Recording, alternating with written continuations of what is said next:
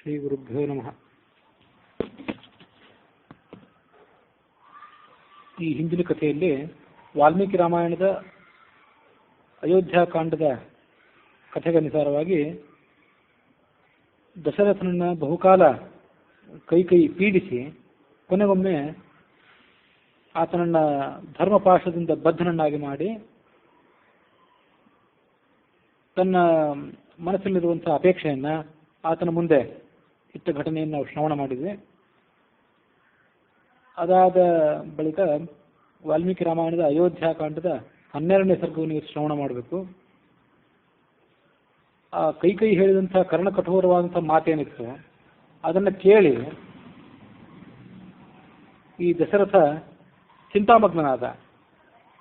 ಒಂದು ಕ್ಷಣ ಅವನಿಗೆ ಏನು ಸಂಗತಿ ನಡೀತಿದೆ ಸುತ್ತಮುತ್ತಲು ಅಂತ ತಿಳಿಯಲಿಲ್ಲ. ಕಿಂ ನಮೇ ಅಯಂ ದಿವಾಸ್ವಪ್ನಃ ಚಿತ್ತಮೋಹೋಪಿ ವಾ ಮಮ. ಇದೇನು ನಾನು ಹಗಲುಗನಸು ಕಾಣ್ತಾ ಇದ್ದೇನೋ ಅಥವಾ ನನ್ನ ಮನಸ್ಸಿಗೆ ಏನಾದರೂ ಭ್ರಾಂತಿ ಕವಿದಿದೆಯೋ ಅಥವಾ ನನ್ನ ಜನ್ಮಾಂತರದಲ್ಲಿ ಅನುಭವಿಸಿದಂಥ ಯಾವುದಾದರೂ ವಿಷಯದ ಸ್ಮರಣೆ ಈಗ ನನಗೆ ಬರ್ತಿದೆಯೋ, ಪಿತ್ತವಿಕಾರದಿಂದಾಗಿ ನನಗೆಲ್ಲ ಅಸ್ತವ್ಯಸ್ತವಾಗಿ ಕಾಣ್ತಿದೆಯೋ ಹೇಗೆ, ಹೀಗೆ ನಾನಾ ಥರದ ಆಲೋಚನೆ ಮಾಡಿ ಕೊನೆಗೊಮ್ಮೆ ತೀವ್ರ ದುಃಖದಲ್ಲಿ ಆತ ಮಗ್ನನಾಗಿಬಿಟ್ಟ. ಹೇಗೆ ಅಂದರೆ ಒಮ್ಮೆ ಎಚ್ಚರ ತಪ್ಪಿಸಿದ್ದ, ಮತ್ತೊಮ್ಮೆ ಆ ಎಚ್ಚರವನ್ನು ಮತ್ತೆ ಪಡ್ಕೊಳ್ತಿದ್ದ. ಹೆಣ್ಣು ಹುಲಿಯನ್ನು ಕಂಡಂಥ ಜಿಂಕೆಯಂತೆ ಆ ಕೈಯನ್ನು ನೋಡಿ ಆತ ದುಃಖಕ್ಕೊಳಗಾಗ್ತಿದ್ದ. ವ್ಯಥಿತಃ ವಿಕ್ಲವಶ್ಚೈವ ವ್ಯಾಘ್ರೀಂ ದೃಷ್ಟ್ವಾ ಯಥಾ ಮೃಗಃ. ಈತ ಗಂಡಸಾಲದ ಏನಾಯಿತು, ಈತ ಕೇವಲ ಜಿಂಕೆ, ಅವಳು ಹೆಣ್ಮಗಳಾದರೂ ಕೂಡ ಆಕೆ ವ್ಯಾಘ್ರಿ, ಹುಲಿಯಂತೆ. ಹೀಗೆ ಹುಲಿಯಂತೆ ಅವಳು ಇದ್ದಿದ್ದರಿಂದ ಅವಳನ್ನು ನೋಡಿ ಈತ ಭಯಪಟ್ಟ. ನೆಲದ ಮೇಲೆ ಆತ ಕೂತ್ಕೊಂಡಿದ್ದ. ಅವನ ಪರಿಸ್ಥಿತಿ ಹೇಗಾಗಿತ್ತಂದ್ರೆ ವಿಷಸರ್ಪದಂತೆ. ಆ ಕೆಲವು ವಿಷಸರ್ಪಗಳಿಗೆ ಮಂಡಲೇ ಪನ್ನಗೋ ವೃದ್ಧ ಅಂತ ವಾಲ್ಮೀಕಿಗಳು ಅದಕ್ಕೆ ಹೋಲಿಕೆ ಕೊಡ್ತಾರೆ. ವಿಷಸರ್ಪಗಳು ಒಂದು ಜಾಗದಲ್ಲಿದ್ದಾಗ ಅದ್ರ ಸುತ್ತಲೂ ಮಂತ್ರಪೂರಿತವಾದಂಥ ಒಂದು ರೇಖೆಯನ್ನು ಹೇಳಿದ್ರೆ ಆ ಸರ್ಪಕ್ಕೆ ಅದರಿಂದ ಹೊರಗೆ ಬರ್ಲಿಕ್ಕೆ ಆಗೋದಿಲ್ಲ, ಅಲ್ಲೇ ಒಳಗೆ ಚಡಪಡಿಸ್ಕೊಂಡು ಬಿದ್ದಿರ್ತದೆ ಅದು. ಅದರಂತೆ ನೆಲದ ಮೇಲೆ ಈತನು ಬಿದ್ದಿದ್ದ, ಚಡಪಡಿಸ್ತಿದ್ದ. ತನಗೆ ತಾನು ಧಿಕ್ಕಾರ ಹಾಕಿಕೊಂಡ. ತನ್ನ ಸಂಪತ್ತಿಗೆ, ತನ್ನ ರಾಜ್ಯದ ಅಧಿಕಾರಕ್ಕೆ, ಎಲ್ಲದಕ್ಕೂ ಕೂಡ ಅದು ಧಿಕ್ಕಾರ ಹಾಕಿಕೊಂಡ. ಅಹೋ ಧಿಕಿತಿ ಸಾಮರ್ಷಃ, ಇಷ್ಟೆಲ್ಲ ಧಿಕ್ಕಾರ ಹಾಕಿಕೊಂಡು ಮತ್ತೆ ಕೊನೆಗೊಮ್ಮೆ ಎಚ್ಚರ ತಪ್ಪಿ ಕೆಳಗೆ ಬಿದ್ದ. ಮತ್ತೆ ಆ ಕೈ ಕಡೆ ನೋಡಿ ಮುಂದಿನಂತೆ ಮಾತು ಹೇಳಿದ. ದೃಶಂಸೆ ದುಷ್ಟಚಾರಿತ್ರೆ ಕುಲಸ್ಯಾಸ್ತಿ ವಿನಾಶಿನಿ ಕಿಂ ಕೃತಂ ತವ ರಾಮೇಣ ಪಾಪೇ ಪಾಪಂ ಮಯಾಪಿವ. ಅವಳನ್ನೇನಂತ ಹೇಳಿದ, ಅತ್ಯಂತ ಕ್ರೂರ ಸ್ವಭಾವದವಳು ನೀನು, ದುಷ್ಟಚಾರಿತ್ರೆ, ದುಷ್ಟವಾದಂಥ ಸ್ವಭಾವ ಇದ್ದವಳು, ಈ ಕುಲಕ್ಕೆ ನಾಶಕಳಾಗಿ ಬಂದವಳು. ರಾಮ ನಿನಗಾಗ್ಲಿ ನನಗಾಗ್ಲಿ ಯಾವ ಅಪರಾಧವನ್ನು ಮಾಡಿದ್ದಾನೆ, ಯಾವ ಅಪರಾಧಕ್ಕಾಗಿ ಇಂಥ ಶಿಕ್ಷೆ ಅವನಿಗೆ ನೀನು ಕೊಡಬೇಕಂತ ಹೊರಟಿದ್ದೆ. ನಿನಗೇನು ಸೇವೆ ಮಾಡ್ತಿದ್ದಾನೆ ಅದೇ ಸೇವೆಯನ್ನು ತಾಯಿಗೆ ಮಾಡ್ತಿದ್ದಾನೆ. ತಾಯಿಗೆ ಮಾಡುವಂಥ ಎಲ್ಲ ರೀತಿಯಾದಂಥ, ತಾಯಿಗೆ ತೋರಿಸುವಂಥ ಎಲ್ಲ ಸದ್ಭಾವನೆಯನ್ನು ಆತ ನಿನಗೂ ತೋರಿಸ್ತಿದ್ದಾನೆ. ನಿನ್ನನ್ನು ಆತ ಹೆತ್ತ ತಾಯಿಯಂತೆ ಪರಿಗಣಿಸಿದ್ದಾನೆ. ಯಾವ ವ್ಯತ್ಯಾಸವನ್ನು ನಿನ್ನಲ್ಲಿ ಆಗಲಿ ಕೈಯಲ್ಲಾಗಲಿ ಆತ ಕೌಸಲ್ಯಲ್ಲಿ ಆತ ಕಂಡಿಲ್ಲ. ಅಂಥವನಿಗೆ ನೀನು ಇಷ್ಟು ಕೆಟ್ಟ ಸಂಗತಿಯನ್ನು ಆಗಲಿ ಅಂತ ಅಪೇಕ್ಷೆ ಪಡ್ತಾ ಇದ್ದಿ. ಇದಕ್ಕೇನು ಕಾರಣ?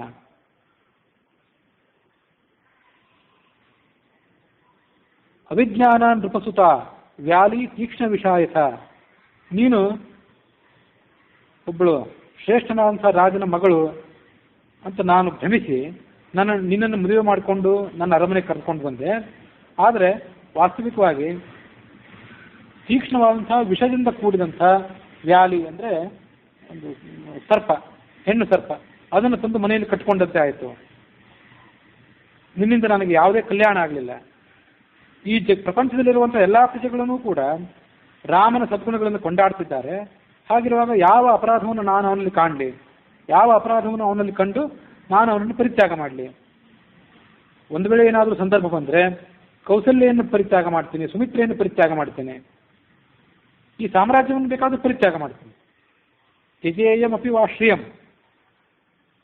ನನ್ನ ಪ್ರಾಣವನ್ನಾದರೂ ಬಿಡ್ತೇನೆ, ಆದರೆ ಮಗನಾದಂಥ ರಾಮನನ್ನು ಪರಿತ್ಯಾಗ ಮಾಡಲಿಕ್ಕೆ ನನಗೆ ಸಾಧ್ಯ ಇಲ್ಲ ಅಂದವಳು. ಅವನನ್ನು ನೋಡ್ತಿದ್ರೆ ನನಗೆ ಶಬ್ದದಿಂದ ಹೇಳಲಿಕ್ಕೆ ಆಗದೇ ಇರುವಂಥ ಸಂತೋಷ ಆಗ್ತದೆ. ಒಂದು ಕ್ಷಣ ಅವನನ್ನು ನೋಡದೇ ಇದ್ದರೆ ನನ್ನ ಚೈತನ್ಯ ಉಡುಗಿ ಹೋಗ್ತದೆ. ಇಷ್ಟೇ ಲೋಕೋ ವಿನಾ ಸೂರ್ಯಂ, ಈ ಶ್ಲೋಕ ನಾವು ಗಮನಿಸಬೇಕು. ಈ ಪ್ರಪಂಚಕ್ಕೆ ಸೂರ್ಯನ ಅವಶ್ಯಕತೆ ಬಹಳ ಇದೆ. ಬೆಳೆ ಬೆಳೀಲಿಕ್ಕಾಗಲಿ, ಮನುಷ್ಯನಿಗೆ ರೋಗರಹಿತವಾದಂಥ ಆರೋಗ್ಯಕರವಾದಂಥ ಜೀವನ ನಡೆಸಲಿಕ್ಕಾಗಲಿ. ಆದರೆ ಇಷ್ಟೆಲ್ಲ ಅವಶ್ಯಕತೆ ಇರುವಂಥ ಸೂರ್ಯ ಇಲ್ಲದೇನೂ ಒಂದು ವೇಳೆ ಈ ಪ್ರಪಂಚ ಬದುಕಿ ಉಳಿಯಬಹುದು. ನೆಟ್ಟ ಸಸಿಗಳು ನೀರಿಲ್ಲದೆ ಬೆಳೆಯಬಹುದು, ಸಸ್ಯಂ ವಾ ಸಲಿಲಂ ವಿನ. ಆದರೆ ನಾನು ಮಾತ್ರ ರಾಮ ಇಲ್ಲದೆ ಇದ್ದರೆ ಬದುಕಿ ಇರಲಿಕ್ಕೆ ಅಪೇಕ್ಷೆ ಪಡೋದಿಲ್ಲ. ನಿನಗೆ ಏನು ಈ ದುಷ್ಟ ಅಪೇಕ್ಷೆ ಬಂದಿದೆ, ದುಷ್ಟ ಸಂಕಲ್ಪ ಬಂದಿದೆ. ಈ ದುಷ್ಟ ಸಂಕಲ್ಪದಿಂದ ಕೊನೆಗೊಮ್ಮೆ ನನ್ನ ಪ್ರಾಣಕ್ಕೆ ಹಾನಿ ಆಗ್ತದೆ. ಹಾಗಾಗಿ ಇಂಥ ಕೆಟ್ಟ ಆಲೋಚನೆ ನೀನು ಯಾತಕ್ಕಾಗಿ ಮಾಡಿದ್ದೆ? ನಿನಗೇನಾದರೂ ಭರತನ ಹಿತ ಅಹಿತಗಳ ಬಗ್ಗೆ, ಭರತನಿಗೆ ಏನು ನಾವು ಕಲ್ಯಾಣವನ್ನು ಮಾಡಬೇಕು, ಆತನಿಗೆ ಏನು ಒಳ್ಳೇದು ಮಾಡಬೇಕು ಅಂತ ಅನ್ನೋದ್ರ ಬಗ್ಗೆ ಏನಾದರೂ ಆಲೋಚನೆ ಇದ್ದರೆ ಅದನ್ನು ನಾವು ಪ್ರತ್ಯೇಕವಾಗಿ ಮಾಡೋಣ. ಇಬ್ಬರು ಕೂಡ ಅದನ್ನು ಆಲೋಚನೆ ಮಾಡೋಣ. ಭರತನಿಗೆ ಹಿತವನ್ನು ಉಂಟು ಮಾಡಲಿಕ್ಕಾಗಿ ನೀನು ರಾಮನಿಗೆ ಹಿತವನ್ನು ಮಾಡಬೇಡ. ರಾಮನ ವಿಷಯದಲ್ಲಿ ನೀನೇ ಅನೇಕ ಬಾರಿ ಹಿಂದೆ ಇಂಥ ಮುಂದಿನ ಮಾತುಗಳನ್ನು ಆಡಿದ್ದಿ. ಸಮೇ ಜ್ಯೇಷ್ಠ ಸುತ ಶ್ರೀಮಾನ್ ಧರ್ಮಜ್ಯೇಷ್ಠ ಇತೀವಮೇ. ಆ ರಾಮ ಏನಿದ್ದಾನೆ ಅವನು ಧಾರ್ಮಿಕರಲ್ಲಿ ಶ್ರೇಷ್ಠ. ಈ ಜಗತ್ತಿನಲ್ಲಿ ಯಾರ್ಯಾರು ಧಾರ್ಮಿಕರಿದ್ದಾರೆ ಅವರೆಲ್ಲರೂ ಕೂಡ ಆದ ಶ್ರೇಷ್ಠ. ಧರ್ಮಕ್ಕೆ ಮೂಲ ಉಗಮ ಸ್ಥಾನ. ಅವನು ನನಗೆ ಹಿರಿಯ ಮಗ ಇದ್ದಂತೆ. ಭರತನನ್ನು ಹೊಟ್ಟೆಯಲ್ಲಿ ಹುಟ್ಟಿದ ಮಗ ಇದ್ದಿರಬಹುದು, ಆದರೆ ರಾಮನೇ ನನಗೆ ಹಿರಿಯ ಮಗ, ಶ್ರೀಮಾನ್, ಎಲ್ಲ ರೀತಿಯಾದಂಥ ಶುಭ ಲಕ್ಷಣಗಳಿಂದ ಕೂಡಿದವನು ಅಂತ ನೀನು ಅನೇಕ ಬಾರಿ ನನ್ನ ಎದುರಿಗೆ ಹೇಳ್ತಿದ್ದೆ. ಹಿಂದೆ ನೀನು ಹೇಳಿದ ಮಾತೇನಿದೆ ಇದು ಕೇವಲ ತೋರಿಕೆಯ ಮಾತು, ನಾಲಿಗೆ ತುದಿಯ ಮಾತು ಅಂತ ನನಗೆ ಈಗ ಅನಿಸ್ತಿದೆ. ಯಾಕೆಂದ್ರೆ ರಾಮನ ಕಡೆಯಿಂದ ಸೇವೆ ಮಾಡಿಸ್ಕೊಳ್ಳೋದಕ್ಕಾಗಿ, ಕೇವಲ ರಾಮನ ಮನ ಗೆಲ್ಲುವುದಕ್ಕಾಗಿ ಈ ಮಾತು ನೀನು ಆಡಿದ್ದಿರಬಹುದು. ಮನಸಾರೆ ಈ ಮಾತು ನೀನು ಆಡಿಲ್ಲದೆ ಇರಬಹುದು. ಯಾಕೆ ಅಂತಂದ್ರೆ ಮನಸಾರೆ ನೀನು ಆವತ್ತು ಈ ಮಾತಾಡಿದ್ರೆ ಇವತ್ತು ರಾಮನಿಗೆ ಇಂಥ ಕೆಟ್ಟದನ್ನು ಹಾರೈಸ್ತಿರ್ಲಿಲ್ಲ. ನೀನು ಇದರ ಮೂಲಕವಾಗಿ ನನ್ನನ್ನು ದುಃಖಿತನನ್ನಾಗಿ ಮಾಡಿದ್ದಿ, ಜಗತ್ತನ್ನು ದುಃಖಿತನನ್ನಾಗಿ ಮಾಡಿದ್ದಿ. ಕೇವಲ ಜಗತ್ತಿಗಾಗಲಿ ನನಗಾಗಲಿ ಅಲ್ಲ, ನಮ್ಮ ಸಂಪೂರ್ಣವಾದಂತಹ ಇಕ್ಷ್ವಾಕು ವಂಶಕ್ಕೆ ದೊಡ್ಡ ಅನರ್ಥ ಇವತ್ತು ಬಂದಂತಾಗಿದೆ. ಇಂಥ ಕೆಟ್ಟ ಮಾತನ್ನು ಹಿಂದೆ ನೀನು ಯಾವತ್ತೂ ಕೂಡ ಆಡಿರಲಿಲ್ಲ, ನನಗೆ ನೆನಪೇ ಇಲ್ಲ. ನಿನ್ನ ಮಗನಲ್ಲಿ ಮತ್ತು ರಾಮನಲ್ಲಿ ಸಮಾನವಾದಂತಹ ಪ್ರೀತಿಯನ್ನು ನೀನು ಇಟ್ಟಿದ್ದೆ. ಅನೇಕ ಬಾರಿ ಅದನ್ನು ನೀನೇ ಹೇಳಿದ್ದೆ. ಇಂಥ ಧರ್ಮಾತ್ಮನಾದ ರಾಮ 14 ವರ್ಷ ಕಾಲ ವನವಾಸ ಮಾಡಬೇಕು ಅಂತ ನೀನು ಅಪೇಕ್ಷೆ ಪಡ್ತೀಯಲ್ಲ, ಅದು ಹೇಗೆ ಸಾಧ್ಯ? ಅವನು ಅತ್ಯಂತ ಭಯಂಕರವಾದಂತಹ ಅರಣ್ಯದಲ್ಲಿ ವಾಸ ಮಾಡೋದು ನಿನಗೆ ಹೇಗೆ ಅಪೇಕ್ಷಿತ ಆಗ್ತದೆ? ನಿನ್ನ ಹೊಟ್ಟೆಯಲ್ಲಿ ಹುಟ್ಟಿದಂತಹ ಮಗನಾದ ಭರತನಿಗಿಂತಲೂ ರಾಮನೇ ನಿನಗೆ ಶುಶ್ರೂಷೆಯನ್ನು ಹೆಚ್ಚು ಮಾಡ್ತಿದ್ದಾನೆ. ಹಾಗಿರುವಾಗ ಅಂಥ ರಾಮನ ಬಗ್ಗೆ ಇಂಥ ಕೆಟ್ಟ ಸಂಗತಿಯನ್ನು ನೀನು ಹೇಗೆ ಅಪೇಕ್ಷೆ ಪಡ್ತೀವಿ? ಮಾತಾಪಿತೃಗಳ ಸೇವೆ ಮಾಡೋದ್ರಲ್ಲಾಗಲಿ, ಹಿರಿಯರಿಗೆ ಗೌರವವನ್ನು ತೋರಿಸೋದ್ರಲ್ಲಾಗಲಿ, ವಿನಯದಲ್ಲಾಗಲಿ, ಪ್ರಾಮಾಣಿಕತೆಯಲ್ಲಾಗಲಿ, ಇನ್ನಿತರ ಎಲ್ಲ ಸದ್ಗುಣಗಳಲ್ಲಾಗಲಿ ರಾಮನನ್ನು ಮೀರಿಸಿದಂಥ ಪುರುಷ ಈ ಜಗತ್ತಿನಲ್ಲಿ ಯಾರಿದ್ದಾನೆ? ನಮ್ಮ ಅಂತಃಪುರದಲ್ಲಿ ಸಾವಿರಾರು ಜನ ಸ್ತ್ರೀಯರಿದ್ದಾರಲ್ಲ, ನನ್ನ ಪತ್ನಿಯರಿದ್ದಾರೆ, ಉಳಿದ ಬಂಧು ಜನರಿದ್ದಾರೆ, ಬೇಕಾದಷ್ಟು ದಾಸಿಯರಿದ್ದಾರೆ. ಇವರು ಯಾರಾದರೂ ರಾಮನ ಬಗ್ಗೆ ಎಂದಾದರೂ ಒಂದು ಕೆಟ್ಟ ಮಾತನ್ನು ಆಡಿದ್ದಾರೋ ಹೇಗೆ? ಸೇವಕರಲ್ಲಿ, ಗಂಡಸರಲ್ಲಿ ಯಾವನಾದರೂ ಒಬ್ಬರು ರಾಮನನ್ನ ಅಸೂಯಾಪರ, ಕೆಟ್ಟ ದುರ್ಗುಣಗಳುಳ್ಳವನು ಅಂತ ಅನ್ನೋ ಮಾತನ್ನಾಗಲಿ, ಅಥವಾ ರಾಮ ದುರ್ಭಾವನೆಯಿಂದ ನನಗೆ ಕೆಡುಕು ಮಾಡಿದ ಅಂತಾಗಲಿ ಯಾರೂ ಎಂದು ಹೇಳಿದ್ದನ್ನು ನಾನು ಕೇಳಿಲ್ಲ. ನಿಷ್ಕಪಟವಾದಂಥ ಬುದ್ಧಿಯಿಂದ, ಪ್ರಾಮಾಣಿಕವಾದಂಥ ಬುದ್ಧಿಯಿಂದ ಎಲ್ಲ ಪ್ರಾಣಿಗಳನ್ನು ಕೂಡ ಆತ ಸಂತೈಸ್ತಾನೆ. ಪ್ರಜೆಗಳಿಗೆ ಸಂತೋಷವನ್ನು ಮಾಡಿ ಅವರನ್ನು ತನ್ನವರನ್ನಾಗಿ ಮಾಡ್ಕೊಂಡಿದ್ದಾನವನು. ಸತ್ಯೇನ ಲೋಕಾನ್ ಜಯತಿ ದೀನಾನ್ ದಾನೇನ ರಾಘವ ಗುರೂನ್ ಶುಶ್ರೂಷಯ ವೀರ ಧನುಷ ಯುಧಿ ಶಾಸ್ತ್ರವಾನ್. ರಾಮ ಇಡೀ ಜಗತ್ತನ್ನು ಹೇಗೆ ಗೆದ್ದಿದ್ದ ಅಂತ ಅನ್ನೋದಕ್ಕೆ ಒಂದು ಶ್ಲೋಕ. ಅದರಂತೆ ನಾವು ಕೂಡ ಜಗತ್ತನ್ನು ಹೇಗೆ ವಶೀಕರಿಸಿಕೊಳ್ಬೇಕು, ಜನಪ್ರಿಯರಾಗಿ ಬಾಳ್ಬೇಕು ಹೇಗೆ ಅನ್ನೋದಕ್ಕೆ ಇದೊಂದು ಶ್ಲೋಕ ಮೇಲ್ಪಂಕ್ತಿ ಆದದ್ದು. ಅದು ಹೇಗಂದ್ರೆ ಸತ್ಯೇನ ಲೋಕಾನ್ ಜಯತಿ, ಈ ಜಗತ್ತಿನಲ್ಲಿರುವಂತಹ ಎಲ್ಲ ಲೋಕಗಳನ್ನು ಕೂಡ ಆತ ಸತ್ಯದ ಮೂಲಕವಾಗಿ ಗೆದ್ದಿದ್ದಾನೆ. ಸತ್ಯ ಭಾಷಣವನ್ನು ಮಾಡುವುದರ ಮೂಲಕ ಎಲ್ಲ ಜಗತ್ತನ್ನು ಗೆದ್ದಿದ್ದಾನೆ. ದೀನಾನ್ ದಾನೇನ, ದೀನದಲಿತರು ದುರ್ಬಲರೇನಿರ್ತಾರೆ ಅವರಿಗೆ ದಾನವನ್ನು ಕೊಟ್ಟು ಅವರ ಅಪೇಕ್ಷೆಗಳನ್ನು ಈಡೇರಿಸುವ ಮೂಲಕ ಆತ ಗೆದ್ದಿದ್ದಾನೆ. ಗುರುನ್ ಶುಶ್ರೂಷಯ ವೀರ, ಗುರು ಹಿರಿಯರನ್ನು ಹೇಗೆ ಆತ ಗೆಲ್ತಾನೆ ಅಂದರೆ ಶುಶ್ರೂಷಯ, ಅವರಿಗೆ ಸೇವೆಯನ್ನು ಮಾಡಿ.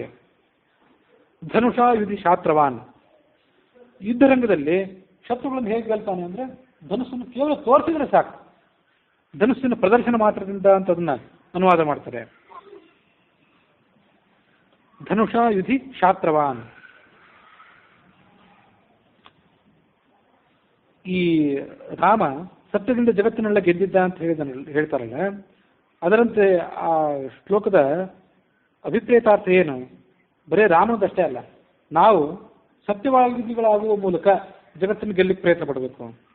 ದುರದೃಷ್ಟ ಏನಂದ್ರೆ ಅಸತ್ಯವನ್ನು ಆಡೋದ್ರ ಮೂಲಕ, ಇನ್ನೊಬ್ಬರ ಮನಸ್ಸಿಗೆ ಪ್ರೀತಿ ಆಡುವುದರ ಮೂಲಕ, ಮಾತಾಡುವುದರ ಮೂಲಕ, ಆ ಮಾತು ಪ್ರೀತಿ ಆಗುವಂಥದ್ದಾಗಿರ್ಬೋದು, ಆದರೆ ಅದರಿಂದ ಜಗತ್ತಿಗೆ ಒಳ್ಳೇದಾಗ್ತದೋ ಇಲ್ಲೋ ಅಂತ ನಾವು ಆಲೋಚನೆ ಮಾಡೋದಿಲ್ಲ. ಕೆಲವೊಮ್ಮೆ ಅಪ್ರಾಮಾಣಿಕವಾದಂಥ ಮಾತನ್ನ ಅದು ಪ್ರಿಯಕರವಾಗಿದೆ ಅನ್ನೋ ಕಾರಣಕ್ಕಾಗಿ ಅವರ ಎದುರಿಗಿರುವಂಥವರ ಸಂತೋಷಕ್ಕಾಗಿ ಆಡಿಬಿಡ್ತೇವೆ. ಮನುಷ್ಯ ಸತ್ಯವನ್ನು ಆಡೋದ್ರ ಮೂಲಕ ಜಗತ್ತನ್ನು ಗೆಲ್ಲಬೇಕು. ಸತ್ಯವನ್ನು ಆಡೋದ್ರಿಂದ ಆರಂಭದಲ್ಲಿ ಕೆಲವು ಸಂಕಟಗಳನ್ನು, ಕೆಲವು ತೊಂದರೆಗಳನ್ನು ಮನುಷ್ಯ ಎದುರಿಸಬೇಕಾಗ್ತದೆ. ಆದರೆ ಆತ್ಯಂತಿಕವಾಗಿ ಸಂಪೂರ್ಣ ಜಗತ್ತನ್ನು ಕೂಡ ಸತ್ಯವನ್ನು ಆಡೋದ್ರ ಮೂಲಕ ಗೆಲ್ಲಬೇಕು. ದುರ್ಬಲರಿಗೆ ದಾನಾದಿಗಳನ್ನು ಮಾಡಬೇಕು. ಗುರುನ್ ಶುಶ್ರೂಷೆಯ, ಗುರು ಹಿರಿಯರನ್ನು ಹೇಗೆ ಗೆಲ್ಲಬೇಕು ಅಂತಂದ್ರೆ ದುರಹಂಕಾರದಿಂದಲ್ಲ, ಶುಶ್ರೂಷೆಯ, ಅವ್ರಿಗೆ ಮಾಡಬೇಕಾದಂಥ ಸೇವೆಯನ್ನು ಮಾಡಿ ಅವರನ್ನು ಗೆಲ್ಲಬೇಕು. ಸತ್ಯಂ ದಾನಂ ತಪಸ್ತ್ಯಾಗ ಮಿತ್ರತಾ ಶೌಚ ಮಾರ್ಜವಂ ವಿದ್ಯಾಚ ಗುರು ಶುಶ್ರೂಷ ಧ್ರುವಾಣಿ ಏತಾನಿ ರಾಘವೆ. ಇವೆಲ್ಲ ಗುಣಗಳಿವು.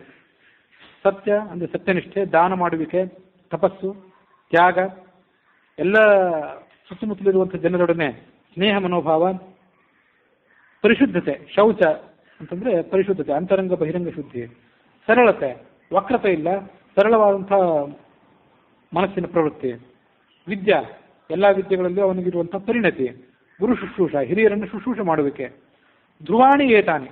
ಈ ಗುಣಗಳೇನಿವೆ ಇವು ರಾಮನಲ್ಲಿ ಮೂರ್ತಿಮತ್ತಾಗಿ ನೆಲೆಸಿವೆ. ಈ ಎಲ್ಲ ಗುಣಗಳಿಗೆ ಉಗಮಸ್ಥಾನ ರಾಮ.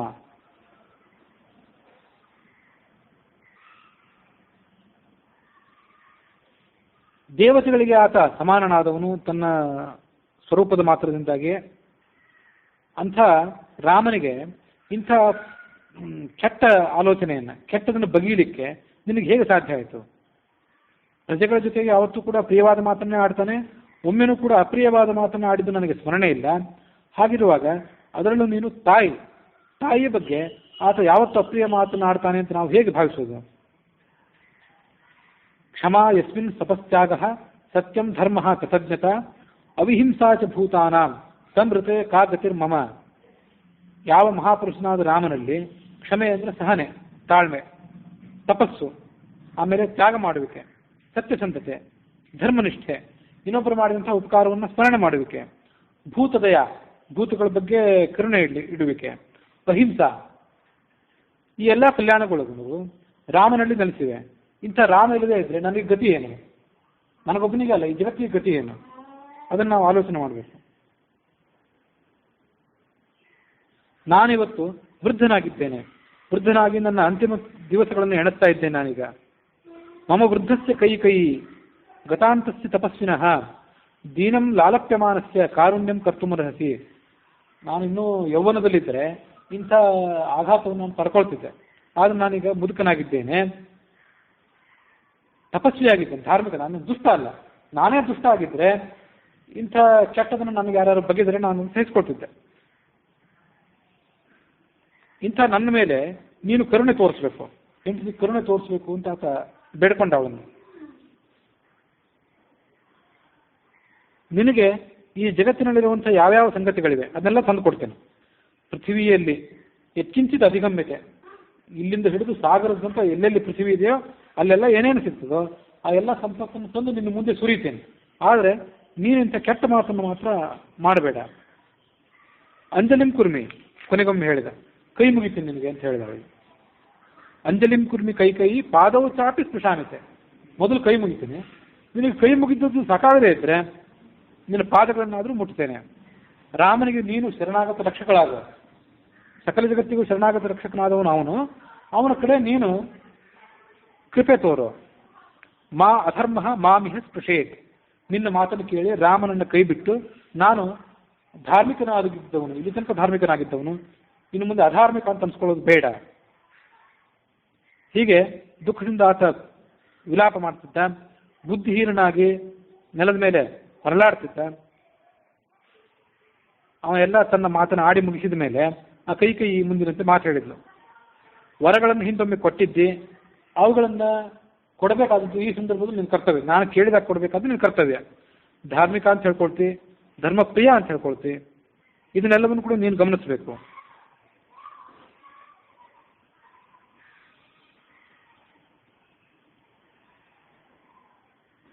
ನೀನು ಮಾಡಿದಂಥ ಪ್ರತಿಜ್ಞೆಯನ್ನು ಈ ಸಂದರ್ಭದಲ್ಲಿ, ಸೂಕ್ತವಾದಂಥ ಸಂದರ್ಭದಲ್ಲಿ ಕೈ ಬಿಟ್ಟರೆ ಎಲ್ಲ ಮಹಾ ರಾಜರ್ಷಿಗಳಿಗೆ, ನಿನ್ನ ವಂಶದಲ್ಲಿ ಹುಟ್ಟಿದಂಥವರಿಗೆ, ಅವರೆಲ್ಲರಿಗೂ ಕೂಡ ನೀನು ಏನಂತ ಉತ್ತರ ಹೇಳ್ತೀವಿ? ಯಾಕೆ ಅಧರ್ಮ ಮಾಡಿ ಪ್ರತಿಜ್ಞೆಯನ್ನು ಯಾಕೆ ಬಿಟ್ಟಿ ಅಂತ ಅವ್ರನ್ನ ಕೇಳಿದರೆ ಅವ್ರಿಗೆ ನೀನೇನು ಉತ್ತರ ಹೇಳ್ತೀವಿ? ಯಸ್ಯಾಸ್ಪ್ರಸಾದೇ ಜೀವಾಮಿ ಯಾತಮಾಂ ಅಭ್ಯಪಾಲಯತ್ ತಸ್ಯಾಸ್ತಂ ಮಯಾ ಮಿಥ್ಯಾ ಕೈಕಯ್ಯ ಇತಿ ವಕ್ಷಸಿ. ನಾನು ಕೈಕೈಯ ಸಲುವಾಗಿ ಇಷ್ಟು ದಿವಸ ಬದುಕಿದ್ದೆ, ಕೈ ಪ್ರಸನ್ನಳಾಗಿದ್ದರೆ ನಾನು ಸಂತುಷ್ಟ, ಕೈಗೆ ದುಃಖ ಆದರೆ ನನಗೂ ದುಃಖ. ಹೀಗೆ ನೀನು ಕೈಯ ಬಗ್ಗೆ, ನನ್ನ ಬಗ್ಗೆ ಯಾವತ್ತೂ ಕೂಡ ವರ್ಣನೆ ಮಾಡ್ತಿದ್ದೆ. ಅಂಥ ಕೈ ಎರಡು ವರ ಕೇಳಿದ್ಲು. ಆ ವರಗಳನ್ನು ಕೊಡಬೇಕಾದ ಸಂದರ್ಭದಲ್ಲಿ ಈ ದಶರಥ ವರವನ್ನು ಕೊಡೋದು ಬಿಟ್ಟು ಕೈ ಕೊಟ್ಟು ಬಿಟ್ಟ ಅಂತ ಅನ್ಸ್ಕೋತೀಯೋ ಹೇಗೆ? ಈ ಕಳಂಕವನ್ನು ನೀನು ಹೊರಲಿಕ್ಕೆ ತಯಾರಿದೆಯೋ ಹೇಗೆ? ಈ ಕಳಂಕ ಇದು ನಿನಗೊಬ್ಬನಿಗೆ ತಟ್ಟೋದಿಲ್ಲ. ನಿನ್ನ ವಂಶದಲ್ಲಿ ಮಹಾಮಹಿಮರಾದಂಥ ರಾಜರೇನಿದ್ದಾರೆ ಅವರೆಲ್ಲರಿಗೂ ಕೂಡ ಈ ಕಳಂಕ ತಟ್ಟುತ್ತದೆ.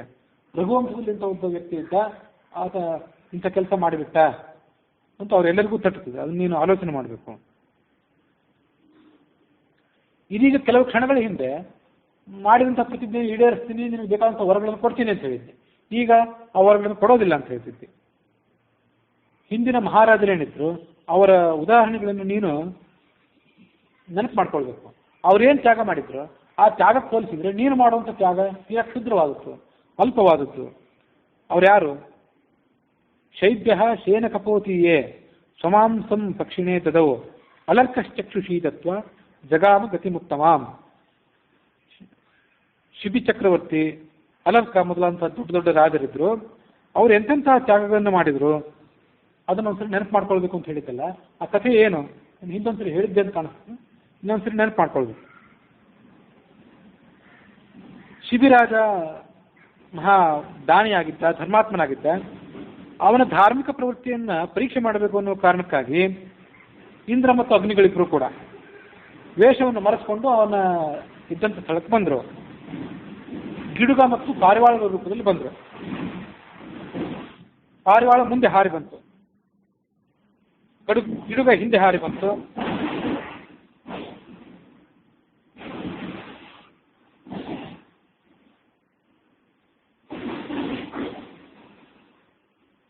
ದಣಿದಂಥ ಪಾರಿವಾಳ ಅದು ಅವನ ತೊಡೆ ಮೇಲೆ ಬಂದು ಕೂತ್ಕೊಳ್ತು. ಶಿಬಿರಾಜ ಸಿಂಹಾಸನದಲ್ಲಿ ಕೂತ್ಕೊಂಡಿದ್ದ, ಅವನ ತೊಡೆ ಮೇಲೆ ಪಾರಿವಾಳ ಬಂದು ಕೂತ್ಕೊಳ್ತು. ಹಿಂದೆ ಗಿಡುಗ ಪಕ್ಷಿಯು ಕೂಡ ಬಂತು. ಆ ಪಾರಿವಾಳ ಏನಿದೆ ಅದು ನನ್ನ ಆಹಾರ, ಅದು ನನಗೆ ಬಿಟ್ಟು ಕೊಡು, ಇದು ದೇವತೆಗಳೇ ಮಾಡಿದಂಥ ಆಹಾರದ ವ್ಯವಸ್ಥೆ ಅಂದಿತ್ತು ಆ ಗಿಡಗ. ಆ ರಾಜ ಇದು ನನಗೆ ಶರಣಾಗತ ಆಗಿದೆ, ಅದರಿಂದ ಇದು ನಾನು ಕೊಡ್ಲಿಕ್ಕೆ ಅಪೇಕ್ಷೆ ಪಡೋದಿಲ್ಲ ಅಂತ ಹೇಳಿಬಿಟ್ಟ. ಅದಕ್ಕೆ ಪ್ರತಿಯಾಗಿ ನಿನಗೆ ಯಾವುದಾದ್ರೂ ಬೇರೆ ಮಾಂಸ ಅಪೇಕ್ಷೆ ಇದ್ದರೆ ಆ ಮಾಂಸ ನಾನು ಕೊಡ್ತೀನಿ ಅಂತ ಹೇಳಿದೆ ಆ ಗಿಡುಗ ಪಕ್ಷಿಗೆ. ಅದಕ್ಕೆ ಗಿಡುಗ ಏನಂತು, ನನಗೆ ಬೇರೆ ಮಾಂಸ ಬೇಕಾಗಿಲ್ಲ, ಈ ಪಾರಿವಾಳದ್ದೇ ಬೇಕು. ಒಂದು ವೇಳೆ ನೀನು ಬೇರೆ ಕೊಡ್ಲಿಕ್ಕೆ ತಯಾರಾಗೋದಾಗಿದ್ದರೆ ನಿನ್ನ ಮಾಂಸವನ್ನೇ ಆ ಪಾರಿವಾಳದ ತೂಕಕ್ಕೆ ಸಮಾನವಾಗಿ ತೂಕ ಮಾಡಿ ಕೊಡು ಅಂತ ಕೇಳ್ಕೊಳ್ತು. ರಾಜ ಮುಂದಿನ ಕ್ಷಣ ಆಲೋಚನೆಯನ್ನು ಮಾಡಲಿಲ್ಲ. ಖಡ್ಗವನ್ನು ಕೈಯಲ್ಲಿ ತೆಗೆದುಕೊಂಡು ತಕ್ಕಡಿಯನ್ನು ತರಿಸಿ ಒಂದು ತಕ್ಕಡಿಯಲ್ಲಿ ಪಾರಿವಾಳವನ್ನಿಟ್ಟ, ಮತ್ತೊಂದು ತಟ್ಟೆಯಲ್ಲಿ ತನ್ನ ಅವಯವಗಳನ್ನು ಕತ್ತರಿಸಿ ಮಾಂಸವನ್ನು ತೆಗೆದಿಟ್ಟ. ಎಷ್ಟು ಮಾಂಸವನ್ನು ಕತ್ತರಿಸಿ ತೆಗೆದಿಟ್ಟರೂ ಕೂಡ ಆ ಕತ್ತರಿಸಿದಂಥ ಮಾಂಸ ಪಾರಿವಾಳ ಕೂತಿದ್ದಂಥ ಮಾಂಸಕ್ಕೆ ಸರಿಯಾಗಿ ತೂಗಲೇ ಇಲ್ಲ. ಕೊನೆಗೆ ಆತ ಆತ್ಮಸಮರ್ಪಣೆ ಮಾಡ್ಕೊಂಡ್ಬಿಟ್ಟ. ಆ ಇಡೀ ತಕ್ಕಡಿಯಲ್ಲಿ ನಾನೇ ಕೂತ್ಕೊಳ್ತೀನಿ, ನನ್ನೇ ತಿಂದುಬಿಡು ಅಂತ ಹೇಳಿದ ರಾಜ. ಅವನ ಮನೋನಿರ್ಧಾರ, ಅವನ ಧಾರ್ಮಿಕ ಪ್ರವೃತ್ತಿಗೆ ಇಂದ್ರಾಗ್ನಿಗಳಿಬ್ಬರು ಕೂಡ ಮೆಚ್ಚಿ ತಮ್ಮ ಗಿಡುಗ ಮತ್ತು ಪಾರಿವಾಳದ ರೂಪವನ್ನು ಪರಿತ್ಯಾಗ ಮಾಡಿ ಆತನ್ನು ಹರಿಸಿದರು ಅಂತನ್ನೋದು ಆ ಶಿಬಿರಾಜನ ಕಥೆ. ಅವನು ಮಾಡಿದಂಥ ತ್ಯಾಗದ ಮುಂದೆ ನೀನು ಮಾಡುವಂಥ ತ್ಯಾಗ ಎಂಥದ್ದು ಅಂದ್ರು ಅವಳು. ಅಲರ್ಕ ಅಂತ ಒಬ್ಬ ರಾಜ ಇದ್ದ. ಅವನ ಕಥೆ ಎಂಥದ್ದು ಅಂದರೆ, ಕುರುಡನಾದಂಥ ಒಬ್ಬ ಬ್ರಾಹ್ಮಣ ಅಲರ್ಕನ ಬಳಿಗೆ ಬಂದ್ರಂತೆ. ಬಂದು ವರ ಒಂದು ಕೇಳಿದ, ಒಂದು ಅಪೇಕ್ಷೆಯನ್ನು ಈಡೇರಿಸಿಕೊಡು ಅಂತ ಕೇಳಿದ. ವರ ಏನು ಅಂತ ಕೇಳಲಿಲ್ಲ ಇವನು, ಕೊಡ್ತೀನಿ ಅಂದ್ಬಿಟ್ಟ ಮೊದಲೇ. ಇಂಥ ಜ್ಞಾನಿಗಳಾದವ್ರು ಬಂದರೆ ನೀನು ಏನು ವರವನ್ನು ಕೇಳ್ತೀವಿ, ಆಮೇಲೆ ನಾನು ತೊಡಕಿನಲ್ಲಿ ಸಿಕ್ಕೊಳ್ಬಾರ್ದು ಅಂತ ನಾವು ಆಲೋಚನೆ ಮಾಡ್ತಿದ್ದೇವೆ. ಹಂಗೆ ಅವನು ಆಲೋಚನೆ ಮಾಡಲಿಲ್ಲ. ನಿನ್ಗೇನು ವರ ಬೇಕು ಅಂತ ಮೊದಲೇ ಕೇಳಿಬಿಟ್ಟ. ಏನು ಬೇಕಾದರೂ ಕೇಳಿ ಕೊಡ್ತೀನಿ ಅಂದ್ಬಿಟ್ಟ. ನೀನು ಎರಡೂ ಕಣ್ಣು ಕಿತ್ತು ಕೊಡು ಅಂತ ಕೇಳಿಬಿಟ್ಟ ಆತ ಬಂದವನು. ಅಲರ್ಕ ತನ್ನ ಕಣ್ಣು ಹೋಗಿಬಿಡ್ತಿದೆ, ತಾನು ಕುರುಡನಾಗ್ತೀನಿ ಅಂತ ಆಲೋಚನೆ ಮಾಡಿದೆ. ವೈದ್ಯರನ್ನು ಕರೆಸಿ ತನ್ನ ಕಣ್ಣುಗಳನ್ನು ಕಿತ್ತಿಸಿ ಬಂದಂಥ ಬ್ರಾಹ್ಮಣನಿಗೆ ಅವನ್ನ ಶಸ್ತ್ರಚಿಕಿತ್ಸೆಯ ಮೂಲಕ ನೀವು ತೆಗೆದುಕೊಡಬೇಕು, ಅವನಿಗೆ ಅದನ್ನು ದಾನ ಮಾಡಬೇಕು ಅಂತ ಈಗ ಆಜ್ಞಾಪನೆ ಮಾಡಿದ. ಹೀಗೆ ಆ ಪ್ರತಿಜ್ಞಾ ಪಾಲನೆ ಕಾರಣದಿಂದಾಗಿ ಅಲರ್ಕ ರಾಜ ಸದ್ಗತಿಯನ್ನು ಹೊಂದಿದ ಅಂತ ಇವೆಲ್ಲ ಉದಾಹರಣೆ ಕೇಳ್ತೀವಿ. ಇಂಥ ಅನೇಕ ಉದಾಹರಣೆಗಳಿವೆ. ಆ ಉದಾಹರಣೆಗಳು ಅವರು ಮಾಡಿದ ತ್ಯಾಗದ ಮುಂದೆ ನಿನ್ನ ತ್ಯಾಗ ಏನೂ ಅಲ್ಲ ಅಂದ್ಲು ಆ ಕೈ. ಇದು ಬರೇ ಚೇತನಗಳದ್ದಷ್ಟೇ ಅಲ್ಲ, ಅಚೇತನ ವಸ್ತುಗಳು ಕೂಡ. ಸಮುದ್ರ ರಾಜ ಬಹಳ ಹಿಂದೆ ನದಿಗಳ ಪ್ರವಾಹದ ಕಾರಣದಿಂದಾಗಿ ಉಕ್ಕಿ ಈ ತನ್ನ ತೀರವನ್ನು ಮೀರಿ ಹರಿದು ಬಿಡ್ತಿದ್ದ. ಜನಗಳು, ಪ್ರಾಣಿಗಳು ಎಲ್ಲರನ್ನು ಕೂಡ ನುಂಗಿ ಬಿಡ್ತಿದ್ದ. ಪ್ರಪಂಚಕ್ಕೆ ಅಪಾರವಾದಂತಹ ಹಾನಿ ಆಗ್ತಿತ್ತು. ದೇವತೆಗಳೊಮ್ಮೆ ಆ ಸಮುದ್ರವನ್ನು ಏನು ಕೇಳ್ಕೊಂಡ್ರು ಅಂದ್ರೆ, ನೀನು ನಿನ್ನ ತೀರವನ್ನು ದಾಟಿ ಮುಂದೆ ಬರಬಾರದು, ಅಲ್ಲೇ ಇರಬೇಕು ನೀನು ಅಂತ ಕೇಳ್ಕೊಂಡ್ರು. ಅದಕ್ಕೆ ಸಮುದ್ರ ರಾಜ ಸಮ್ಮತಿಸಿದ. ಅವತ್ತಿನಿಂದ ಆತ ಎಂದು ಕೂಡ ತೀರವನ್ನು ಮುಂದೆ ಹೋಗಿಲ್ಲ. ನದಿಗಳು ಪ್ರತಿ ವರ್ಷವೂ ಕೂಡ ಪ್ರವಾಹವನ್ನು ಪಡ್ಕೊಳ್ಳೋದನ್ನು ನಾವು ನೋಡ್ತೀವಿ. ಆದರೆ ಸಮುದ್ರ ಮಾತ್ರ ತನ್ನ ಹುಣ್ಣಿಮೆ ಅಮಾವಾಸ್ಯೆಯಲ್ಲಿ ಅದಕ್ಕೊಂದು ನಿರ್ದಿಷ್ಟವಾದಂಥ ಜಾಗ ಇದೆ. ಅಷ್ಟು ಜಾಗದ ತನಕ ಅದು ಬರ್ತದೆ ಹೊರತು ಅದನ್ನು ಮೀರಿ ಸಮುದ್ರ ಬಂದದನ್ನು ನಾವೆಲ್ಲೂ ಕೂಡ ನೋಡಿಲ್ಲ. ಇದು ಮಹಾತ್ಮರಾದಂಥವ್ರ ಇತಿಹಾಸ. ಆ ಇತಿಹಾಸವನ್ನು ಅವಳು ನೆನಪು ಮಾಡಿದ್ಲು. ಸತ್ವಂ ಧರ್ಮಂ ಪರಿತ್ಯಜ್ಯ ರಾಮಂ ರಾಜ್ಯ ಅಭಿಷಿಚ್ಯ ಸಹ ಕೌಸಲ್ಯ ನಿತ್ಯಂ ರಂತುಮಿಚ್ಛತಿ ದುರ್ಮತೆ ಅಂದ್ಬಿಟ್ಲು. ದುರ್ಮತೆ ಅಂತ ಗಂಡನಿಗೆ ಸಂಬೋಧನೆ ಮಾಡಿದ್ಲು. ದುರ್ಬುದ್ಧಿಯವನೇ, ನೀನಿವತ್ತು ಧರ್ಮವನ್ನು ಪರಿತ್ಯಾಗ ಮಾಡಬೇಕು ಅಂತ ಅಪೇಕ್ಷೆ ಪಟ್ಟಿದ್ದೆ.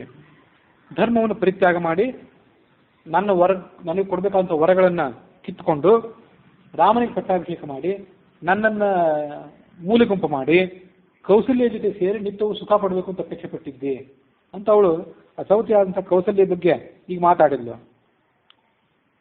ಮಹಾರಾಜನೇ, ಒಂದು ವಿಷಯ ನೆನ್ಪಿಟ್ಕೋ.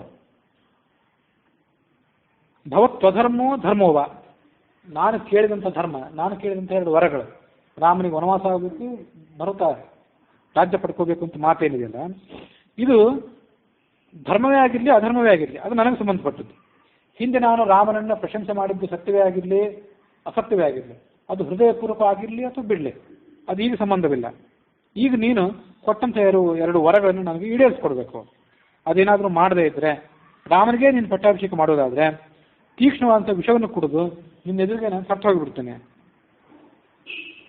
ರಾಮನ ಪಟ್ಟಾಭಿಷೇಕ ಆದ ಮೇಲೆ ಕೌಸಲ್ಯ ರಾಜಮಾತೆಯಾಗಿ ಪ್ರಜೆಗಳ ಕಡೆಯಿಂದ ಅವಳು ಆ ನಮಸ್ಕಾರಗಳನ್ನು ಸ್ವೀಕಾರ ಮಾಡಿ ಅವಳೇನು ಬೀಗುತ್ತಾಳೆ, ಏನು ದರ್ಪದಿಂದ ವ್ಯವಹಾರ ಮಾಡ್ತಾಳೆ, ಅವಳನ್ನು ನೋಡ್ಲಿಕ್ಕೆ ಮಾತ್ರ ನನಗೆ ಸಾಧ್ಯ ಇಲ್ಲ.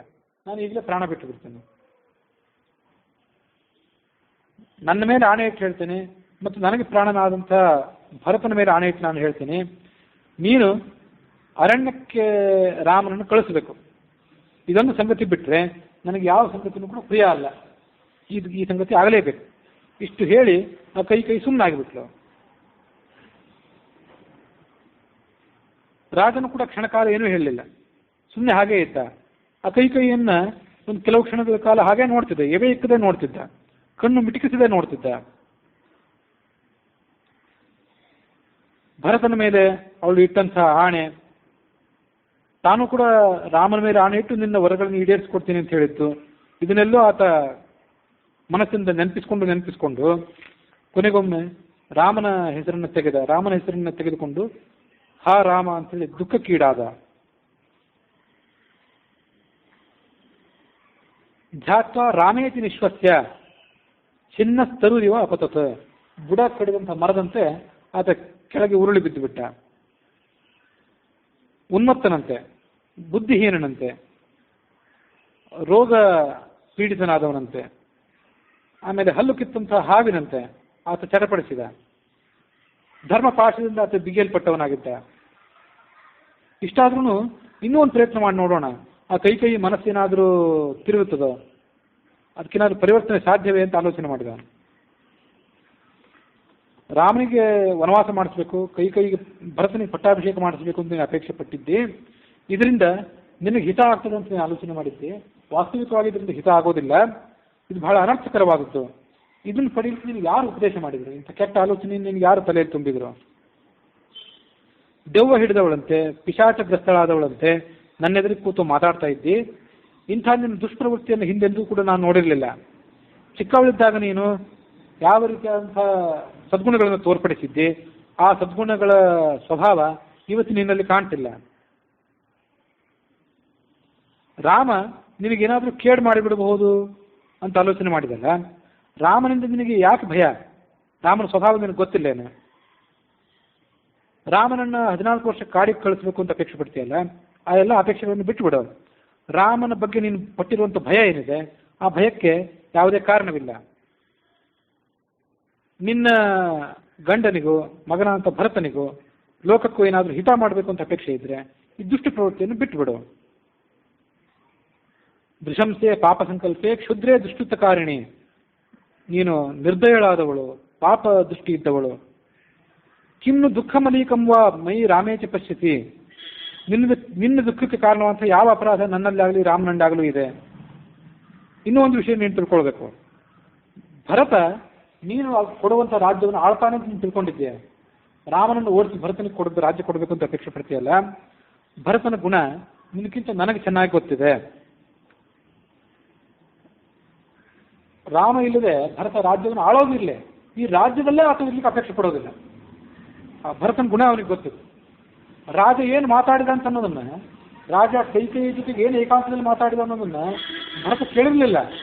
ಆದರೆ ಅವನ ಮನೋಭಾವ ಹೇಗಿತ್ತಂದ್ರೆ ಅದು ತಕ್ಕಂತೆ ಅವನು ನಡ್ಕೊಂಡ್ಬಿಟ್ಟ. ಮುಂದೆ ನಂದಿಗ್ರಾಮ ಅಂತ ಒಂದು ಹಳ್ಳಿಯಲ್ಲಿ ವಾಸ ಮಾಡಿದ್ನೇ ಹೊರತು ಅಯೋಧ್ಯೆ ಒಳಗೆ ಆತ ಬರಲೇ ಇಲ್ಲ. ರಾಜ್ಯವನ್ನು ಪಾಲನೆಯೂ ಮಾಡಲಿಲ್ಲ, ಅಯೋಧ್ಯೆ ಒಳಗೆ ಬರಲೂ ಇಲ್ಲ. ರಾಮಾದಪಿ ಹಿ ತಮ್ಮನ್ನೇ ಧರ್ಮತಃ ಬಲವತ್ತರಂ. ಭರತ ರಾಮನಕ್ಕಿಂತಲೂ ಹೆಚ್ಚು ಧರ್ಮಿಷ್ಠ ಅಂತ ನಾನು ಭಾವಿಸಿದ್ದೇನೆ ಅಂದ ದಶರಥ. ರಾಮನಕ್ಕಿಂತ ಹೆಚ್ಚು ಧರ್ಮಿಷ್ಠ ಅಂತ ಅನ್ನೋದು ಆಗಿನ ಕಾಲದ ಆತನ ಮಾನಸಿಕವಾದಂಥ ಆವೇಶದ ಮಾತು ಅಂತ ನಾವು ತಿಳ್ಕೊಳ್ಬೋದು. ರಾಮಾದಪಿ ಹಿತಂ ಮನ್ಯೆ, ರಾಮಾದಪಿ ಹಿ ತಮ್ ಮನ್ಯೆ ಅಂತ ಶ್ಲೋಕ ಇದೆ. ಹಿ ಅಥವಾ ತಮ್ ಇವೆರಡನ್ನು ಪ್ರತ್ಯೇಕವಾಗಿ ಸೋರಿಸಿ ಪ್ರತ್ಯೇಕವಾಗಿ ಇಟ್ಕೊಂಡು ಭರತ ರಾಮನಿಗಿಂತ ಹೆಚ್ಚು ಧಾರ್ಮಿಕ ಅಂತಂದು ಅರ್ಥ ಮಾಡಬಹುದು. ಅಥವಾ ರಾಮನಿಗಿಂತ ಭರತ ಹೆಚ್ಚು ಹಿತಕಾರಿಯಾಗಿದ್ದಾನೆ ನನಗೆ, ಆತ ತನ್ನ ಕಲ್ಯಾಣ ಗುಣಗಳಿಂದ ಆತ ಹೆಚ್ಚು ಹಿತಕರನಾಗಿದ್ದಾನೆ ಅಂತ ಹೀಗೆ ಕೂಡ ಅರ್ಥ ಮಾಡಬಹುದು.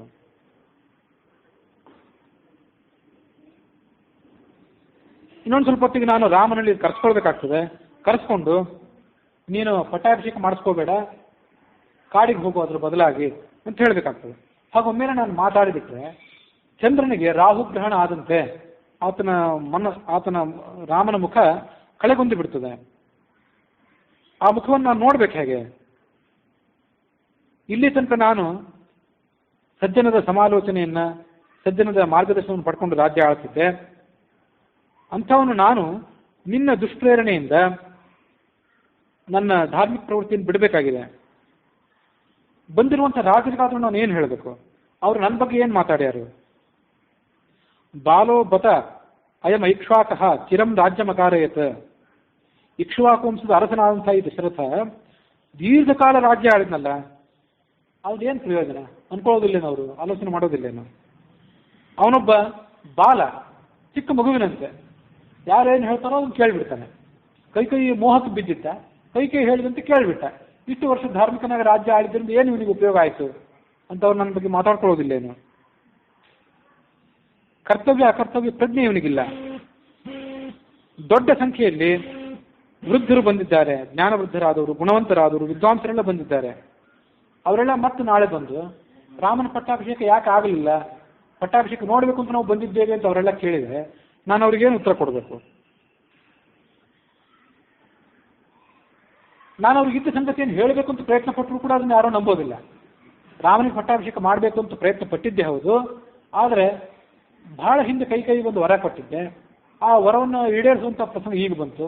ಅದಕ್ಕಾಗಿ ಕೈಕೇಯಿಯ ಮಗನ ಅಂತ ಭರತನಿಗೆ ಪಟ್ಟಾಭಿಷೇಕ ಮಾಡಿದ್ದೇನೆ, ರಾಮನನ್ನು ವನವಾಸಕ್ಕೆ ಕೊಟ್ಟು ಕಳಿಸಿದ್ದೇನೆ ಅಂತ ನಾನು ವಾಸ್ತವ ಸಂಗತಿಯನ್ನೇ ಆ ಎಲ್ಲ ರಾಜರ ಮುಂದೆ, ವಿದ್ವಾಂಸರ ಮುಂದೆ ಹೇಳಿದ್ರು ಕೂಡ ಅವ್ರು ಯಾರು ನಂಬೋದೇ ಇಲ್ಲ. ಯಾಕೆಂದ್ರೆ ಈಗ ಅವರೆಲ್ಲರ ಮುಂದೆನೆ ರಾಮನಿಗೆ ನಾನು ಪಟ್ಟಾಭಿಷೇಕ ಮಾಡುವನಿದ್ದೇನೆ, ನಿಮ್ಮ ಅಭಿಪ್ರಾಯ ಏನು ಅಂತ ಕೇಳಿದ್ದೆ. ನಾನು ಅವನ ಗುಣ ವರ್ಣನೆ ಮಾಡಿದ್ದೆ, ಅವರು ಎಲ್ಲ ಅವನ ಗುಣ ವರ್ಣನೆ ಮಾಡಿದ್ರು. ನಮ್ಮ ಎದುರಿಗೆ ಬಂದು ಸಿಂಹಾಸನದಲ್ಲಿ ಕೂತ್ಕೊಂಡು ಹೀಗೆ ಹೇಳಿದೆ, ಈಗ ನೋಡಿದ್ರೆ ಕೈಕೇಯಿಯ ಕಾರಣಕ್ಕಾಗಿ ಇಲ್ಲ ಅಂತಂತಿದ್ದಾನೆ. ಇದರ ಮರ್ಮ ಏನು? ಇದು ಹಿಂದಿನ ಅಭಿಪ್ರಾಯ ಏನು? ಒಳಗೊಂದು ಹೊರಗೊಂದು ಯಾಕೆ ಮಾಡ್ತಾನೆ ಈ ದಶರಥ? ಈ ಎಂಥ ಆಡಳಿತಗಾರ ಇವನು, ಎಂಥ ರಾಜಕಾರಣಿ ಇವನು ಅಂತ ಅನ್ಕೊಳ್ಳೋದಿಲ್ಲ ನಾನು.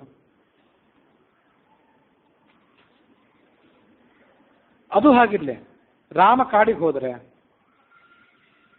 ಕೌಸಲ್ಯ ನನ್ನ ಬಗ್ಗೆ, ಅವಳು ನನ್ನ ಪಟ್ಟದರಸಿ, ನನ್ನ ಬಗ್ಗೆ ಅವಳು ಏನು ಭಾವನೆ ತಾಳೆಯಾಳು, ನನ್ನ ಬಗ್ಗೆ ಅವಳಿಗಿದ್ದಂಥ ಗೌರವ, ಪ್ರೀತಿ ಅದೆಲ್ಲ ಮಣ್ಣು ಪಾಲಾಗೋದಿಲ್ಲೇನು? ರಾಮನ ಯಾವ ಅಪರಾಧಕ್ಕಾಗಿ ಅವನನ್ನು ನೀನು ಕಾಡಿಗೆ ಕಳಿಸಿದಿ ಅಂತ ಅವಳೇನಾದರೂ ನಾನು ಕೇಳಿದರೆ ಅವಳಿಗೆ ನಾನು ಹೇಗೆ ಉತ್ತರ ಕೊಡಬೇಕು? ಕೌಸಲ್ಯ ಸ್ವಭಾವ ಎಂಥದ್ದು? ಆ ಕೌಸಲ್ಯ ಸ್ವಭಾವವನ್ನು ಇಲ್ಲಿ ಮುಂದೆ ವರ್ಣನೆ ಮಾಡ್ತಾರೆ.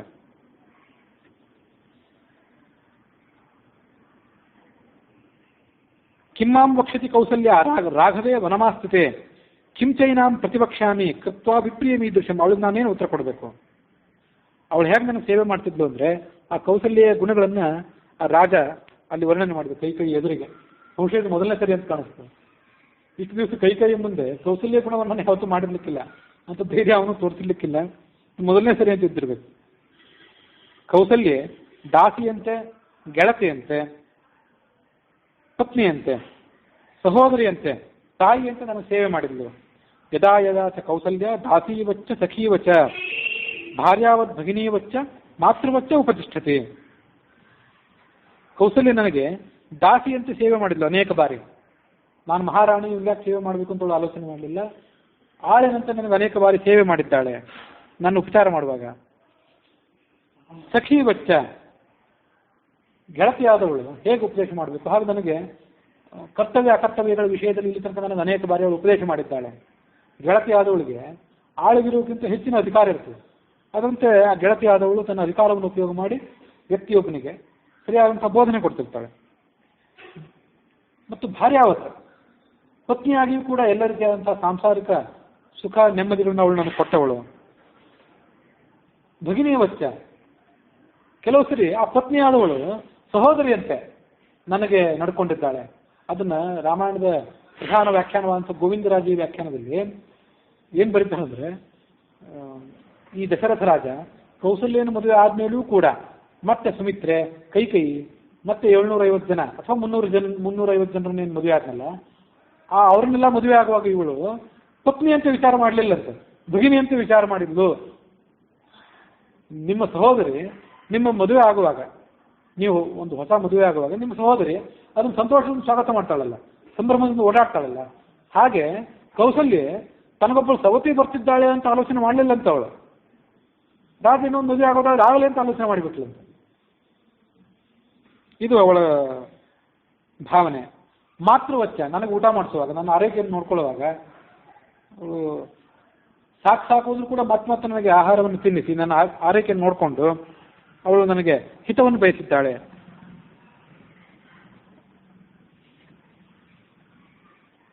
ಸತತಂ ಪ್ರಿಯ ಕಾಮ, ನನಗೆ ಯಾವತ್ತೂ ಕೂಡ ಪ್ರಿಯವಾದನ್ನೇ ಅವಳು ಮಾಡುವಂಥವಳು. ಪ್ರಿಯ ಪುತ್ರ, ಶ್ರೇಷ್ಠನಾದಂಥ ರಾಮನಂಥ ಮಗಳನ್ನು ಕೊಟ್ಟವಳು ಅವಳು. ಪ್ರಿಯಂ ವದ ನ ಮಯಾ ಸತ್ಕೃತಾದೇವಿ ಸತ್ಕಾರಾರ್ಹ ಕೃತೇತವ. ಇಷ್ಟೆಲ್ಲ ಸದ್ಗುಣ ಇದ್ರು ಒಂದು ದಿವಸ ಅವಳ ಗುಣ ಮೆಚ್ಚಿ ನಾನು ಮಾತಾಡಲಿಲ್ಲ, ಅವಳಿಗೆ ಸತ್ಕಾರ ಮಾಡಲಿಲ್ಲ. ಯಾಕಂದ್ರೆ ನಿನ್ನ ಭಯ, ಕೃತೇ ತವ, ನಿನ್ನ ಕಾರಣಕ್ಕಾಗಿ ಅವಳಿಗೊಂದು ಮಾತೇ ಆಡಲಿಲ್ಲ ನಾನು ಯಾವತ್ತೂ ಕೂಡ. ಇವತ್ತು ಅದನ್ನು ಮಾತಾಡುವಂಥ ಪ್ರಸಂಗ ಬಂದಿದೆ.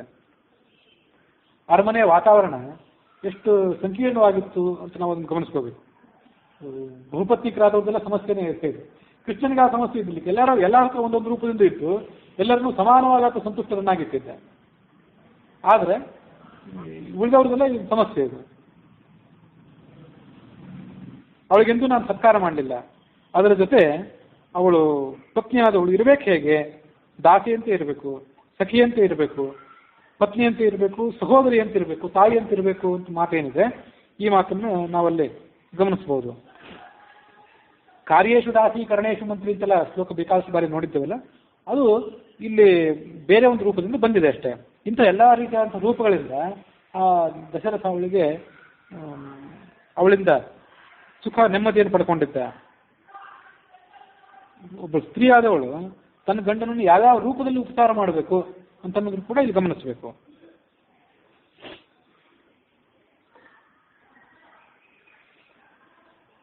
ಇದಾನೀಂ ತಪತಿ ಮಾಂ ಯನ್ಮಯಾ ಸುಕೃತಂ ತ್ವಯಿ ಅಪಥ್ಯ ವ್ಯಂಜನೋಪೇತಂ ಭುಕ್ತಂ ಅನ್ನಮಿವಾತುರಂ. ಅದರದೆಲ್ಲ ಇವತ್ತು ಪರಿಣಾಮ ನಾನು ಹೊಂದಿದ್ದೇನೆ. ಇಂಥ ದುಷ್ಟ ಸ್ವಭಾವಗಳಾದಂತಹ ನಿನಗೆ ನಾನು ಯಾವತ್ತೂ ಕೂಡ ತಗ್ಗಿ ನಡೀತಿದ್ದೆ, ಹೆದರಿ ನಡೀತಿದ್ದೆ. ಅಂಥ ಎಲ್ಲ ಸದ್ಗುಣಗಳ ಗಣಿಯಾದಂಥ ಕೌಶಲ್ಯ ನಾನು ಅನಾದರಕ್ಕೆ ಒಳಪಡಿಸಿದೆ. ಅದರ ಫಲ ಇವತ್ತು ಇಂಥ ಕೆಟ್ಟ ಸಂಕಟ, ಸಾಯುವ ಸಮಯದಲ್ಲಿ ಇಂಥ ಕೆಟ್ಟ ಸಂಕಟ ನನಗೆ ಬಂದು ಒದಗಿದೆ ಅನ್ಕೊಂಡ ರಾಜ.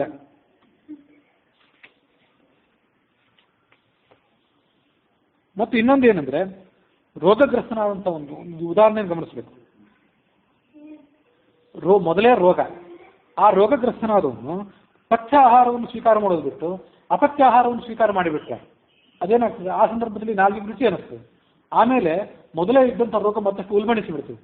ಹಾಗೆ ಈ ಕೈ ಜೊತೆಗೆ ನಾನು ಪಟ್ಟಂಥ ಸುಖ, ಅವಳಿಂದ ಪಡ್ಕೊಂಡಂಥ ಅನುರಾಗ, ಇದೆಲ್ಲ ಅಪಥ್ಯ ಆಹಾರಕ್ಕೆ ಸಮಾನವಾದದ್ದು ಅಂತ ಹೇಳ್ಕೊಂಡ ರಾಜ. ಇದು ಕೌಸಲ್ಯ ಮಾತಾಯಿತು. ಸುಮಿತ್ರ ನನ್ನ ನೋಡಿ ಭಯ ಪಡೋದಿಲ್ಲ. ಇಷ್ಟು ದಿವಸ ನಾನು ಮಹಾರಾಜ ಅಂತ ನಾವು ನನ್ನನ್ನು ಆಧರಿಸ್ತಿದ್ಲು. ಸುಮಿತ್ರಾಪೇಕ್ಷಿ ವೈ ಭೀತ ಕಥಮ್ಮೆ ವಿಶ್ವಸಿಷ್ಯತೆ. ಗಂಡನಾದಂಥ ನನ್ನ ಮೇಲೆ ಅವಳಿಗೆ ವಿಶ್ವಾಸ ಹೇಗೆ ಉಳಿಲಿಕ್ಕೆ ಸಾಧ್ಯ? ಇದು ಸುಮಿತ್ರೆ ಮಾತಾಯಿತು. ಇನ್ನು ಸೀತೆಯ ಬಗ್ಗೆ ಕೇಳಬೇಕು. ಕೃಪಣಂ ಬತ ಬೈತೇಹಿ. ಸೀತೆಯ ಬಗ್ಗೆ ನಾನು ಏನು ಮಾತಾಡೋದು? ಅವಳಿಗೆ ಇವತ್ತು ಎರಡು ದುಃಖದ ಸಂಗತಿಗಳು ಒಮ್ಮೆಲೆ ಹಠಾತ್ತಾಗಿ ಬಂದು ಒದಗಿವೆ. ಒಂದು, ರಾಮ ಕಾಡಿಗೆ ಹೋಗಬೇಕು ಅನ್ನುವಂಥ ದುಷ್ಟ ವಾರ್ತೆಯನ್ನು ಕೇಳಬೇಕು ಅವಳು. ಇನ್ನೊಂದು, ನಮ್ಮ ಮಾವನಾದಂಥ ದಶರಥ ಸತ್ತು ಹೋದ ಅನ್ನೋ ಸಂಗತಿಯನ್ನು ಅವಳು ಕೇಳಬೇಕು. ಇದು ಕೂಡ ನಿಶ್ಚಿತವಾದ ಮಾತೆ. ಅವಳು ಕೇಳುವಂಥ ಅನಿವಾರ್ಯ ಪರಿಸ್ಥಿತಿ ಅವಳಿಗೆ ಬಂದಿದೆಯಲ್ಲ. ಹೀಗೆ ಆ ಸೀತೆಗೆ ಬಂದು ಒದಗುವಂಥ ಸಂಕಟವನ್ನು ನಾನು ಈಗ ಊಹಿಸಿಕೊಂಡ್ರೆ ಅದು ನನಗೆ ಸಂಕಟಕ್ಕೆ ಕಾರಣ ಆಗಿದೆ. ಇನ್ನು ನಾನು ಹೆಚ್ಚು ದಿವಸ ಬದುಕಿರ್ಲಿಕ್ಕೆ ಅಪೇಕ್ಷೆ ಪಡೋದಿಲ್ಲ. ರಾಮ ಕಾಡಿಗೆ ಹೋಗೋದೇ ಆದರೆ ನಾನು ಸತ್ತು ಹೋಗ್ತೀನಿ, ನೀನು ವಿಧವೆ ಆಗ್ತಿ, ನಿನ್ನ ಮಗನ ಜೊತೆ ರಾಜ್ಯವಾಳ್ತಿ. ಇದು ನಿಶ್ಚಿತವಾದಂಥ ಸಂಗತಿ. ನಹಿ ಪ್ರವ್ರಾಜಿತೆ ರಾಮೇ ದೇವಿ ಜೀವಿತು ಮುತ್ಸಹೆ. ನೂನಂ ವಿಧವ, ನೀನು ವಿಧವೆಯಾಗಿ ರಾಜ್ಯವನ್ನು ಆಳು. ಸತೀಂ ತ್ವಾಮಹಂ ಅತ್ಯಂತಂ ವ್ಯವಸ್ಯಾಮ್ಯ ಸತೀಂ ರೂಪಿಣೀಂ ವಿಷಸಂಯುಕ್ತಾಂ ತೀರ್ಥೇವ ಮದಿರಾಂ ನರಃ. ನಿನ್ನನ್ನು ನಾನು ಪ್ರಿಯ ಸತಿ, ಪ್ರಿಯ ಪತ್ನಿ ಅಂತ ಭಾವಿಸ್ಕೊಂಡಿದ್ದೆ. ಈಗ ನನಗನ್ನಿಸ್ತದೆ ನೀನು ಕೇವಲ ಬಾಹ್ಯವಾಗಿ ಸುಂದರಿ ಅಷ್ಟೇ ಹೊರತು ಆಂತರಿಕದಲ್ಲಿ ನಿನಗೆ ಸತಿ ಸ್ತ್ರೀಗೆ ಬೇಕಾದಂಥ ಗುಣಗಳೇ ಇಲ್ಲ. ನಿನ್ನ ದುಷ್ಟವೃತ್ತಿ ನನಗೆ ಹಿಂದೆ ತಿಳಿದಿರಲಿಲ್ಲ. ಮನುಷ್ಯ ಅರಿಯದೆ ಮದ್ಯವನ್ನು ಕುಡಿದು ಆ ಮದ್ಯದಲ್ಲಿರುವಂಥ ವಿಷದ ಪ್ರಭಾವದಿಂದ ಪ್ರಾಣವನ್ನು ಪರಿತ್ಯಾಗ ಮಾಡುವಾಗ ಅವನಿಗೆ ಗೊತ್ತಾಗ್ತದೆ ಆ ವಿಷದ ತೀಕ್ಷ್ಣತೆ. ಅದಕ್ಕಿಂತ ಅದು ಮೊದಲು ಗೊತ್ತಾಗೋದಿಲ್ಲ. ಹಾಗೆ ನನಗೂ ನಿನ್ನ ಬಗ್ಗೆ ಈಗ ಗೊತ್ತಾಗ್ತದೆ. ಬೇಡನಾದವನೊಬ್ಬನು ತನ್ನ ಸಂಗೀತದ ಮೂಲಕ ಪ್ರಾಣಿಗಳನ್ನು ಆಕರ್ಷಣೆ ಮಾಡಿ ಬಲೆಗೆ ಬೀಳುವಂತೆ ಮಾಡಿ ಅವುಗಳನ್ನು ಕೊಂದು ಹಾಕ್ತಾನೆ. ಅದಂತೆ ನೀನು ನನ್ನ ಕೊಂದೇ ಹಾಕಿದ್ದಿ, ಬರೀ ದುಃಖಕ್ಕೀಡು ಮಾಡಿದ್ದಿ ಅಂತೆಲ್ಲ ಕೊಂದೇ ಹಾಕಿದ್ದಿ. ಸುರಾಪಾನ ಮಾಡುವಂಥ ಬ್ರಾಹ್ಮಣನನ್ನ, ಜ್ಞಾನಿ ಆದವನನ್ನು ಹೇಗೆ ಜನರು ತಿರಸ್ಕಾರ ಮಾಡ್ತಾರೆ, ಜ್ಞಾನಿಯಾಗಿ ಸುರಾಪಾನ ಮಾಡಿದಂಥವನು ಬೈತಾರೋ ಹಾಗೆ ನನ್ನನ್ನು ಜನ ಎಲ್ಲರೂ ಕೂಡ ಏನಂತಾರೆ, ಸ್ತ್ರೀಗೆ ಮರುಳಾಗಿ ಜ್ಯೇಷ್ಠ ಪುತ್ರನ ಅಂತ ರಾಮನ್ನ ಕಾಡಿಗಟ್ಟಿ ಬಿಟ್ಟ ಅಂತ ಮಾತಾಡ್ಕೊಳ್ತಾರೆ. ನನಗೆ ಈ ದುಃಖ ತಡ್ಕೊಳ್ಳಿಕ್ಕೆ ಆಗೋದಿಲ್ಲ, ನಾನೇನು ಮಾಡಬೇಕು ಅಂತ ಸಂಕಟಕ್ಕೊಳಗಾದ. ನನಗೆ ಇನ್ನೂ ಈ ಎದೆ ಹೊಡೆದಿಲ್ಲಲ್ಲ ಅಂತಂದ ಅವನು. ರಾಮ ಕಾಡಿಗೆ ಹೋಗಬೇಕಾಗಿದೆ ಅನ್ನುವ ಸಂಗತಿಯನ್ನು ಕೇಳಿಯೂ ಕೂಡ ನಾನಿನ್ನೂ ಸಹನೆ ಇದ್ದಿದ್ದೇನಲ್ಲ. ಯಾವ ಕಾರಣದಿಂದಾಗಿ ನನ್ನ ಹೃದಯ ಇನ್ನೂ ಹೀಗೆ ಇದೆ, ಹೃದಯ ಯಾಕೆ ಒಡೆದಿಲ್ಲ? ಇಷ್ಟು ದಿವಸ ನಿನ್ನನ್ನು ನಾನು ಪ್ರೀತಿಯಿಂದ ರಕ್ಷಣೆ ಮಾಡಿದೆ. ಅದರ ಪರಿಣಾಮದಿಂದ ನಿನ್ನನ್ನು ನಾನು ತಿಳಿಯದೆ ನನ್ನ ಕುತ್ತಿಗೆಗೆ ಹಗ್ಗ ರೂಪದಲ್ಲಿ ಬಿಗಿದುಕೊಂಡಂತಾಗಿದೆ. ನಿನ್ನ ಸೌಂದರ್ಯದಲ್ಲಿ ರೂಪದಲ್ಲಿ ನಾನು ಆಸಕ್ತನಾಗಿದ್ದಾಗ ನೀನೇ ನನಗೆ ಮೃತ್ಯುವಾಗ್ತಿ ಅಂತ ನಾನು ತಿಳ್ಕೊಂಡಿರಲಿಲ್ಲ. ತಿಳಿಯದ ಬಾಲಕನೊಬ್ಬ ಯಾರೂ ಆತನ ಮೇಲೆ ನಿಗಾ ಇಡುವರು ಇಲ್ಲದೆ ಇದ್ದಾಗ ಏಕಾಂತ ಸ್ಥಳದಲ್ಲಿ ಕೃಷ್ಣ ಸರ್ಪವನ್ನು ಘಟಸರ್ಪವನ್ನು ಕೈಯಲ್ಲಿ ಹಿಡ್ಕೊಳ್ಳುವಂತೆ ನಿನ್ನನ್ನು ನಾನು ನಂಬಿ ನಿನ್ನ ಸೌಂದರ್ಯದಲ್ಲಿ ನಾನು ಮಗ್ನನಾದೆ.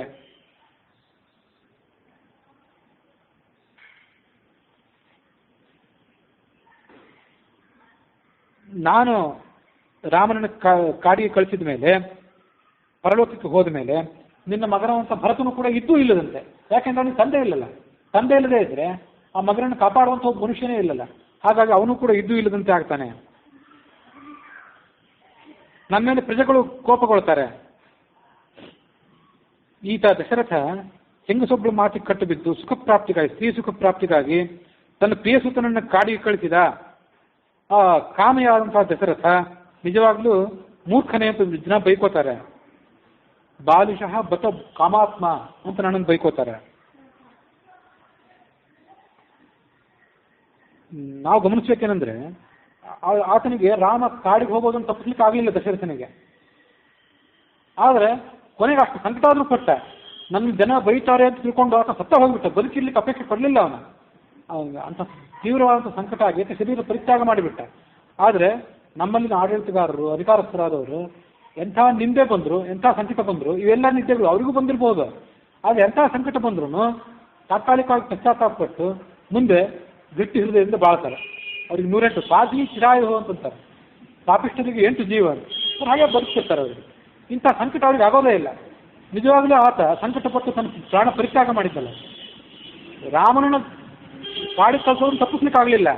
ಆದರೆ ರಾಮನಿಲ್ಲದಂತಹ ರಾಜ್ಯದಲ್ಲಿ ತಾನಿರೋದನ್ನಾದರೂ ಆತ ತಪ್ಪಿಸ್ಕೊಂಡ. ಇದು ನಮಗೆ ಮೇಲ್ಪಂಕ್ತಿ ಆಗಬೇಕು. ರಾಮ ಕೃತ್ಯ ಚಾಂದ್ರಾಯಣ ಮೊದಲಾದಂತಹ ವ್ರತಗಳನ್ನು ಮಾಡಿ, ಬ್ರಹ್ಮಚರ್ಯಾದ ವ್ರತಗಳನ್ನು ಮಾಡಿ, ತಾನಾಥರ ಸುಖ ಹಿಂದೆ ಆತ ಬ್ರಹ್ಮಚರ್ಯ ಆಶ್ರಮದಲ್ಲಿದ್ದಾಗ ಕಷ್ಟಪಟ್ಟಿದ್ದ. ಗೃಹಸ್ಥಾಶ್ರಮಕ್ಕೆ ಬಂದಾಗ ಅವನು ಸುಖ ಪಡಬೇಕಾಗಿತ್ತು. ಈಗ ಅಂತಹ ಸಂದರ್ಭದಲ್ಲಿ ಕಾಡಿಗೆ ಹೋಗಬೇಕಾಗಿದೆಯಲ್ಲ, ಇದೆಂಥ ಕಷ್ಟ ಅವನಿಗೆ ಬಂತು. ನಾನು ಕರೆಸಬೇಕಾಗಿದೆ ಇಲ್ಲಿ ಕೆಲವೇ ಕ್ಷಣಗಳಲ್ಲಿ ರಾಮನನ್ನು ಇಲ್ಲಿ ಕರೆಸಬೇಕು, ಪಟ್ಟಾಭಿಷೇಕ ಮಾಡ್ಕೋಬೇಡ, ಕಾಡಿಗೆ ಹೋಗು ಅಂತ ಅವನು ಹೇಳಲೇಬೇಕು. ಅನಿವಾರ್ಯ ಪರಿಸ್ಥಿತಿ ಇದು ಬರ್ತದೆ, ನನಗೆ ಗೊತ್ತಾಯ್ತು. ಆದರೆ ನನಗೆ ಇನ್ನೂ ಒಂದು ಭರವಸೆ ಏನಿದೆ ಅಂದರೆ, ನಾನು ಆಜ್ಞೆ ಮಾಡಿದ್ರೂ ಆ ರಾಮ ನನ್ನ ಆಜ್ಞೆಗೆ ಆತ ತಲೆ ಬಾಗಬಾರದು. ನೀನ್ಯಾಕೆ ನನ್ನ ರಾಜ್ಯನಿಂದ ವಂಚಿತನನ್ನಾಗಿ ಮಾಡ್ತಿ? ನಾನು ನನ್ನ ಜ್ಯೇಷ್ಠ ಪುತ್ರ, ನಾನೇ ರಾಜ್ಯನ ಆಗ್ತೀನಿ, ನನಗೆ ರಾಜ್ಯದ ಮೇಲೆ ಹಕ್ಕಿದೆ ಅಂತ ಆತ ಹಕ್ಕು ಚಲಾಯಿಸಿ ತಂದೆ ಅಂತ ನನಗೆ ಅವಮಾನ ಮಾಡಿದ್ರೂ ತೊಂದರೆ ಇಲ್ಲ. ಆತ ಇಲ್ಲಿ ತನಕ ನನಗೆ ತಗ್ಗಿ ನಡೆದವನು, ಈಗ ತಗ್ಗಿ ನಡೆಯುವ ಪ್ರವೃತ್ತಿಯನ್ನು ಮೊದಲನೇ ಬಾರಿಗೆ ಬಿಟ್ಟರೂ ತೊಂದರೆ ಇಲ್ಲ, ನಾನು ಸಂತೋಷ ಪಡ್ತೇನೆ. ಆದರೆ ಆ ಸಂತೋಷವೂ ಕೂಡ ನನ್ನ ಭಾಗ್ಯಕ್ಕಿಲ್ಲ. ಯಾಕೆಂದರೆ ಆತ ನಾನೀಗ ಅಪೇಕ್ಷೆ ಪಟ್ಟರು ಬಾಯಿ ಬಿಟ್ಟು ಹೇಳಿದ್ರು, ರಾಮನೇ ನನ್ನನ್ನು ಬಂಧಿಸಿ ಅರಮನೆಯಲ್ಲಿಡು, ನೀನೇ ರಾಜ್ಯ ಆಳು ಅಂತ ಹೇಳಿದ್ರು ಆತ ಆಳೋದಿಲ್ಲ. ಅದು ಆತನ ಮಹತ್ವ. ಹಾಗಾಗಿ ಆತನಿಂದ ಬಂಧಿತನಾಗಿ ಸೆರೆಮನೆಯಲ್ಲಿದ್ದು ಆತ ರಾಜ್ಯ ಆಳೋದನ್ನು ನೋಡ್ತೀನಿ ಅಂತ ಆ ಸಂತೋಷ ಪಡಬೇಕು ಅಂದರೆ ಅದು ನನಗಿಲ್ಲದಂತೆ. ಆತ ನನ್ನ ಮಗ ಹಾಗೆಂದು ಮಾಡೋದಿಲ್ಲ. ಅವನು ಪರಿಶುದ್ಧನ ಹೃದಯನ ಅಂತ ರಾಮ ನನ್ನ ಭಾವನೆಯನ್ನು ತಿಳ್ಕೊಳ್ತಾನೆ. ಪಿತೃವಾಕ್ಯ ಪರಿಪಾಲನೆ ಮಾಡಲೇಬೇಕು ಅಂತಂತಾನೆ ಅವನು. ಹಾಗಾಗಿ ಅವನಿಗೆ ಗೊತ್ತಿರೋವಂಥ ಮಾತೇನಂದ್ರೆ ಆಗಲಿ ಅಂದ್ಬಿಡ್ತಾನೆ ಅವನು. ಮುಂದೆ ಆ ಚರ್ಚೆ ಬರೋದಿದೆ. ರಾಮ ದಶರಥನ ಮಾತಿಗೆ ಕಟ್ಟು ಬಿದ್ದು ಪಿತೃವಾಕ್ಯ ಪರಿಪಾಲನೆಗಾಗಿ ಕಾಡಿಗೆ ಹೋಗಬೇಕಾಗಿತ್ತು, ಅಥವಾ ದಶರಥ ಅಧರ್ಮಿಯಾದಂಥ ದಶರಥನನ್ನ, ಕಾಮಿಯಾದಂಥ ಅಧರ್ಮಿಯಾದಂಥ ದಶರಥನನ್ನ ಸದೆ ಬಿಡಿದು ಆತನನ್ನು ಸಿಂಹಾಸನದಿಂದ ಚ್ಯುತನನ್ನಾಗಿ ಮಾಡಿ ಸೆರೆಗಟ್ಟಿ ತಾನು ರಾಜ್ಯವನ್ನು ಸ್ವೀಕಾರ ಮಾಡಬಹುದಿತ್ತಲ್ಲ ಅಂತ ಮುಂದೊಂದು ಕಡೆ ಪ್ರಶ್ನೆ ಬರೋದಿದೆ ನಾಳೆ ನಾಡಿದ್ದು. ಅದಕ್ಕೆ ನಾವು ಯಾಕೆ ಆತ ಹಾಗೆ ಮಾಡಿದ, ನಮಗದು ಏನು ಮೇಲ್ಪಂಕ್ತಿ ಅಂತ ಅನ್ನೋದನ್ನು ನಾವು ತಿಳ್ಕೊಳ್ಬೇಕಾಗಿದೆ. ಅದನ್ನು ಮತ್ತೆ ನಾವು ವಿಮರ್ಶೆ ಮಾಡಬೇಕಾಗಿದೆ ನಾಳೆ ನಾಡಿದ್ದು. ಆಗಲಿ ಅಂತ ಹೇಳ್ತಾನೆ ಹೊರತವನು ತಂದೆಗೆ ವಿರುದ್ಧವಾಗಿ ನಾನು ಹೋಗಬಹುದು ಅಂತ ಆತ ಮನಸ್ಸಿನಲ್ಲೂ ಆಲೋಚನೆ ಮಾಡೋದಿಲ್ಲ. ಅದು ಆತನ ಮಹತ್ವ. ಹಾಗಾಗಿ ನನಗೆ ಇನ್ನು ಸ್ವಾಗತ ಕೊಡೋರು ನನ್ನ ಕಡೆಗೆ ಬಂದು ನೀನು ಬಾರಪ್ಪ ನನ್ನ ಕಡೆ, ನಾನು ನಿನ್ನ ಕರ್ಕೊಂಡು ಹೋಗ್ತೀನಿ ಅಂತ ಹೇಳೋರು ಯಾರು ಒಬ್ರು ಇದ್ರೆ ಅವ್ನು ಯಮ ಮಾತ್ರ, ಇನ್ಯಾರೂ ಇಲ್ಲ. ನನಗೆ ಯಮದೇವರೇ ನನ್ನ ಸ್ವಾಗತ ಮಾಡಿ ಕರ್ಕೊಂಡು ಹೋಗ್ತಾನೆ, ಅಷ್ಟೇ ನನಗಿರುವಂಥದ್ದು. ಪುತ್ರ ವಿಯೋಗದಿಂದ ನಾನು ಮರಣ ಹೊಂದಿದ ಮೇಲೆ ಆ ರಾಮ ಕಾಡಿಗೆ ಹೋದ ಬಳಿಕ ಇಲ್ಲಿ ಕೌಸಲ್ಯ ಮೊದಲಾದವರು ಉಳಿತಾರೆ, ಕೌಸಲ್ಯ ಸುಮಿತ್ರೆ ಮೊದಲಾದವರು. ನೀನು ಅವರಿಗೆಲ್ಲ ಏನೇನು ಕೆಟ್ಟದನ್ನು ಬಗಿತೀಯೋ ಯಾರಿಗೆ ಗೊತ್ತು? ಅಥವಾ ನೀನು ಅವ್ರಿಗೆ ಕೆಟ್ಟ ಬಗಿಬೇಕಾಗಿಲ್ಲ, ಅವ್ರಿಗೇನು ನೀನು ವಿಷ ಹಾಕಬೇಕಾಗಿಲ್ಲ, ಅವ್ರನ್ನ ಯಾರನ್ನೋ ಸೆರೆಮನೆಯಲ್ಲಿ ನೀನು ಇಡಬೇಕಾಗಿಲ್ಲ. ಯಾವ ಸೇವಕರನ್ನು ಕರೆದು ಅವರನ್ನು ಕೊಲ್ಲು ಅಂತ ಹೇಳಬೇಕಾಗಿಲ್ಲ. ರಾಮ ಕಾಡಿಗೆ ಹೋದ್ಮೇಲೆ ನಾನು ಸತ್ತೋದ್ಮೇಲೆ ಅವ್ರು ತಾನೇ ತಾವಾಗೆ ಅವರು ಸತ್ತೋಗಿ ಬಿಡ್ತಾರೆ. ಅವ್ರು ಸತ್ತೋದ್ಮೇಲೆ ನಿಮ್ಮ ಕೆಲಸ ನಿರಾತಂಕ ಆಗ್ತದೆ. ನೀನು ಯಾರನ್ನು ಕರೆದು ಆಜ್ಞೆ ಮಾಡಿ ಅವರನ್ನು ಕೊಲ್ಲಿಸಬೇಕಾಗಿಲ್ಲ. ನಿನಗೆ ಅದೊಂದು ಕೆಲಸ ಹಗುರವಾಗಿದೆ ಅಂದ ರಾಜ.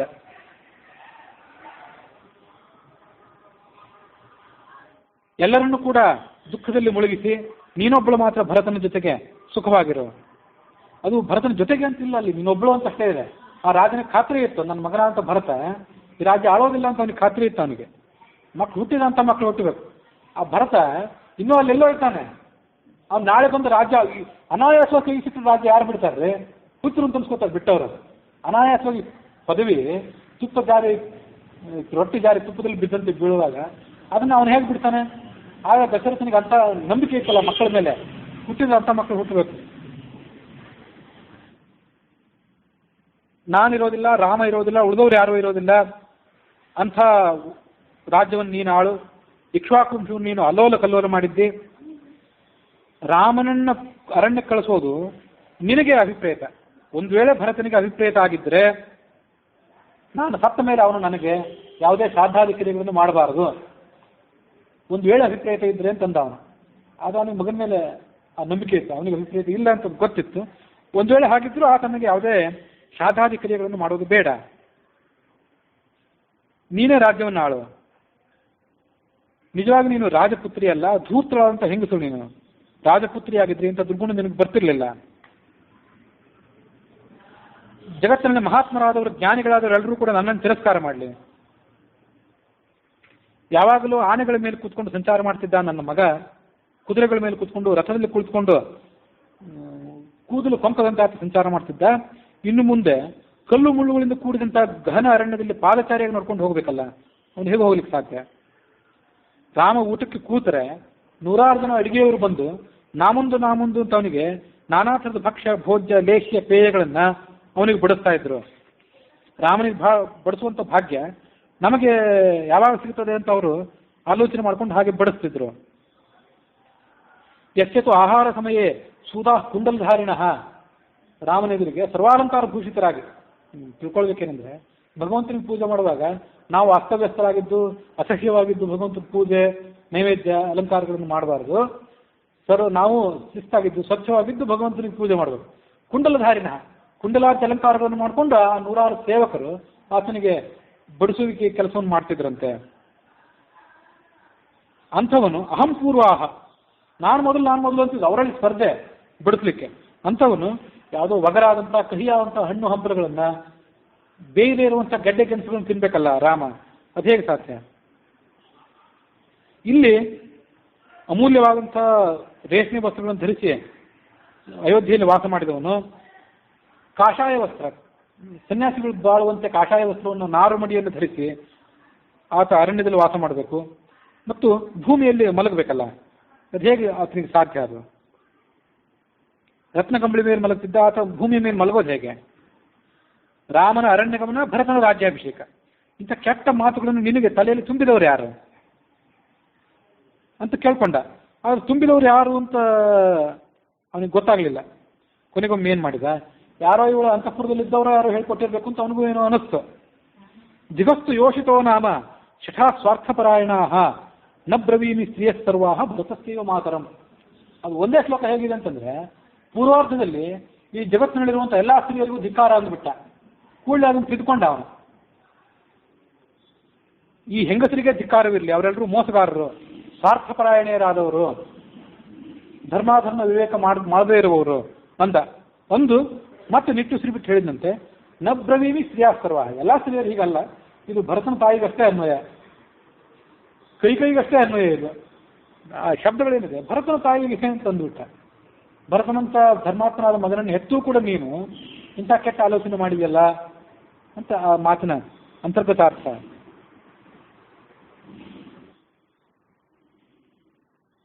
ರಾಮನ ನಡವಳಿಕೆಯಲ್ಲಿ ನೀನು ಏನು ಅಪ್ರಿಯವಾದನ್ನು ಕಂಡಿದ್ದಿ? ರಾಮನ ವನವಾಸದ ನಂತರ ಏನಾಗಬಹುದು ಅದನ್ನಾರು ಆಲೋಚನೆ ಮಾಡಿದ್ಯಾ? ನಿನಗೆ ಪಟ್ಟಾಭಿಷೇಕ ಆಗ್ತದೆ ಅಂತಿದೆಯಲ್ಲ ನೀನು.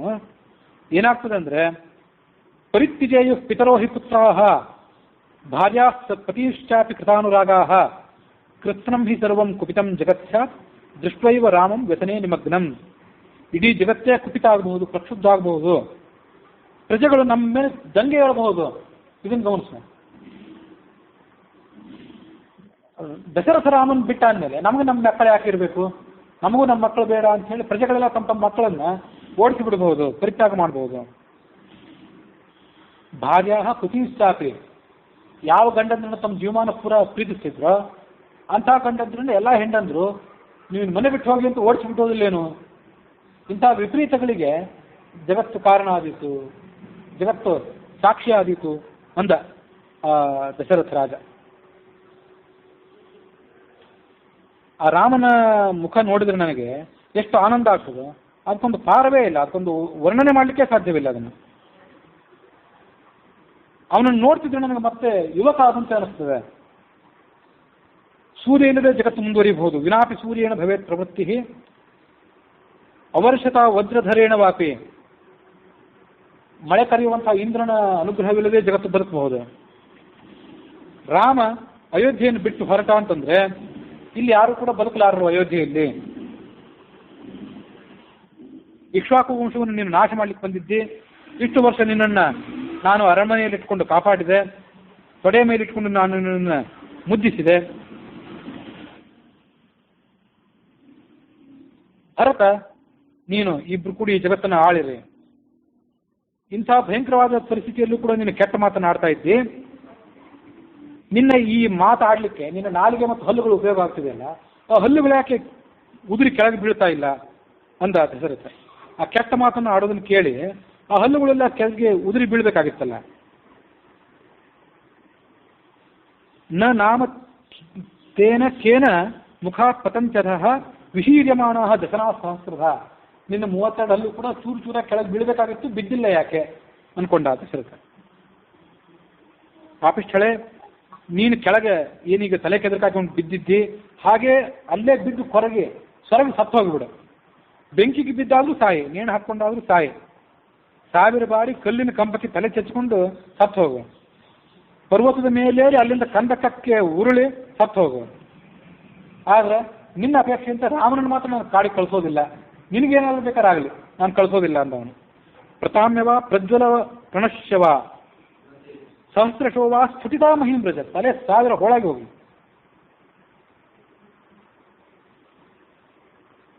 ಕ್ಷೌರದ ಕತ್ತಿಯಂತೆ ತೀಕ್ಷ್ಣವಂತ ನೀನು ಮಾತನ್ನು ನೀನೀಗ ಆಡ್ತಾ ಇದ್ದಿ. ನೀನು ಬದುಕಿರೋದು ನನಗೆ ಬೇಕಾಗಿಲ್ಲ. ಹೀಗೆ ಅವಳೆಲ್ಲ ಹೇಳಿದ ಮೇಲೆ ಆ ಕೈ ಈ ಮುಂದಿನಂತೆ ಅವಳು ಏನೋ ಯಾವುದೇ ಮಾತನ್ನು ಅವಳಿಗೂ ಕೂಡ ಆಡ್ಲಿಕ್ಕೆ ಸಾಧ್ಯವಾಗಲಿಲ್ಲ. ಸುಮ್ಮನೆ ಇದ್ಲು ಅವಳು. ಮತ್ತೆ ಆತನೇ ಒಂದೆರಡು ಸಾಂತ್ವನದ ಮಾತನ್ನು ಆಡ್ಬೇಕಂತ ಪ್ರಯತ್ನ ಪಟ್ಟ. ನಾನು ಮಗ ಇಲ್ಲದೆ ಇದ್ದ ಜಗತ್ತಿನಲ್ಲಿ ಬದುಕಬೇಕು ಅಂತ ಅಪೇಕ್ಷೆ ಪಡೋದಿಲ್ಲ. ಅಂದರೆ ಮಗ ಇಲ್ಲದೆ ಇದ್ರೆ ನನಗೆ ಮುಂದಿನ ಕ್ರಿಯೆಗಳನ್ನು ಸತ್ಕಾರ್ಯಗಳನ್ನು ಮಾಡುವಂಥವ್ರು ಯಾರು ಕೂಡ ಇರೋದಿಲ್ಲ. ಮಗ ಇಲ್ಲದೆ ಇದ್ರೆ ನನಗೆ ಸುಖವೂ ಇಲ್ಲ. ಆ ಮಗ ಇಲ್ಲದೆ ಇದ್ರೆ ನಿನ್ನನ್ನು ಕಟ್ಟಿಕೊಂಡು ನಿನ್ನ ಜೊತೆ ಸುಖ ಪಟ್ಟಾದ್ರೂ ನನಗೇನು ಉಪಯೋಗ. ಹಾಗಾಗಿ ನಿನ್ನ ಕಾಲವನ್ನು ಹಿಡ್ಕೊಂಡು ಮತ್ತೊಂದ್ಸರಿ ಕೇಳ್ಕೊತೀನಿ ಅಂತ. ಆದರೂ ಅವಳೇನು ಪ್ರಸನ್ನಳಾಗಲಿಲ್ಲ. ಅವಳ ಕಾಲಕ್ಕೆ ಹೋಗಿ ಬಿದ್ದ. ಇಷ್ಟು ತನಕ ಬೀಳ್ತೀನಿ ಅಂತ ಅಂದಿದ್ದ, ಕೊನೆಗೆ ಹೋಗಿ ಬಿದ್ದ. ಅವಳ ಕಾಲಿಗೆ ಹೋಗಿ ಆತ ಬಿದ್ದ. ಸ್ಪೃಶಾಮಿ ಪಾಲಾವಪಿತೇ ಪ್ರಸೀದಮೆ ಸ ಭೂಮಿ ಪಾಲ. ಗಮನಿಸು, ಭೂಪಾಲ ಆದವನು ಎಷ್ಟು ಜನ ಕಡೆ ನಮಸ್ಕಾರ ಮಾಡಿಸ್ಕೊಂಡಿದ್ನೋ ಅವನು ಹೋಗಿ ಅನಾಥನಂತೆ ಹೃದಯದಲ್ಲಿ ಸಂಕಟ ಇಟ್ಕೊಂಡು ಪಪಾತ ದೇವ್ಯಾಶ್ಚರಣವು ಅಲ್ಲಿ ಹೋಗಿ ಅವಳ ಕಾಲಿಗೆ ಬಿದ್ದ. ಅವಳೇನು ಮಾಡಿದಂದ್ರೆ ಕಾಲನ್ನು ಒಮ್ಮೆಲೆ ಸರಿಸ್ಕೊಂಡ್ಬಿಟ್ಲು. ಅವಳ ಒಂದು ವೇಳೆ ಕಾಲು ಅಲ್ಲೇ ಇಟ್ಟಿದ್ರೆ ಅವನು ತಲೆ ಹೋಗಿ ಆ ಕಾಲಿಗಾದರೂ ಅಪ್ಪಳಿಸಿ ಅಲ್ಲೇ ಸ್ವಲ್ಪ ಸುಖವಾಗಿರ್ತಿತ್ತು ಅದು ತಲೆ. ಅವಳು ಕಾಲನ್ನು ಹಿಂದುಕೊಂಡಿದ್ದರಿಂದ ಆ ತಲೆ ಹೋಗಿ ನೆಲಕ್ಕೆ ಅಪ್ಪಳಿಸಿ ಆತ ರೋಗಿಯೊಬ್ಬ ಮೇಲಿಂದ ಕೆಳಗೆ ಉರುಳಿ ಬೀಳುವಂತೆ ಕೆಳಗೆ ಕತ್ತರಿಸಿ ಬಿದ್ದ. ಪಪಾಟ ದೇವ್ಯಾಚರಣವು ಪ್ರಸಾರಿತವು ಉಭವು ಅಸಂಪ್ರಾಪ್ಯ. ಆ 2 ಕಾಲುಗಳು ಅವನಿಗೆ ಕೊನೆ ಕಾಲಕ್ಕೆ ಸಿಗಲಿಲ್ಲ. ಯಥಾ ಆತುರಹ, ರೋಗಿ ಕೆಳಗೆ ಬೀಳುವಂತೆ ಆತ ಬಿದ್ದು ಬಿಟ್ಟ ಅನ್ನುವಲ್ಲಿಗೆ ವಾಲ್ಮೀಕಿ ರಾಮಾಯಣದ ಅಯೋಧ್ಯಾಕಾಂಡದಲ್ಲಿ 12ನೇ ಸರ್ಗ ಮುಕ್ತಾಯ ಆಗಿದೆ.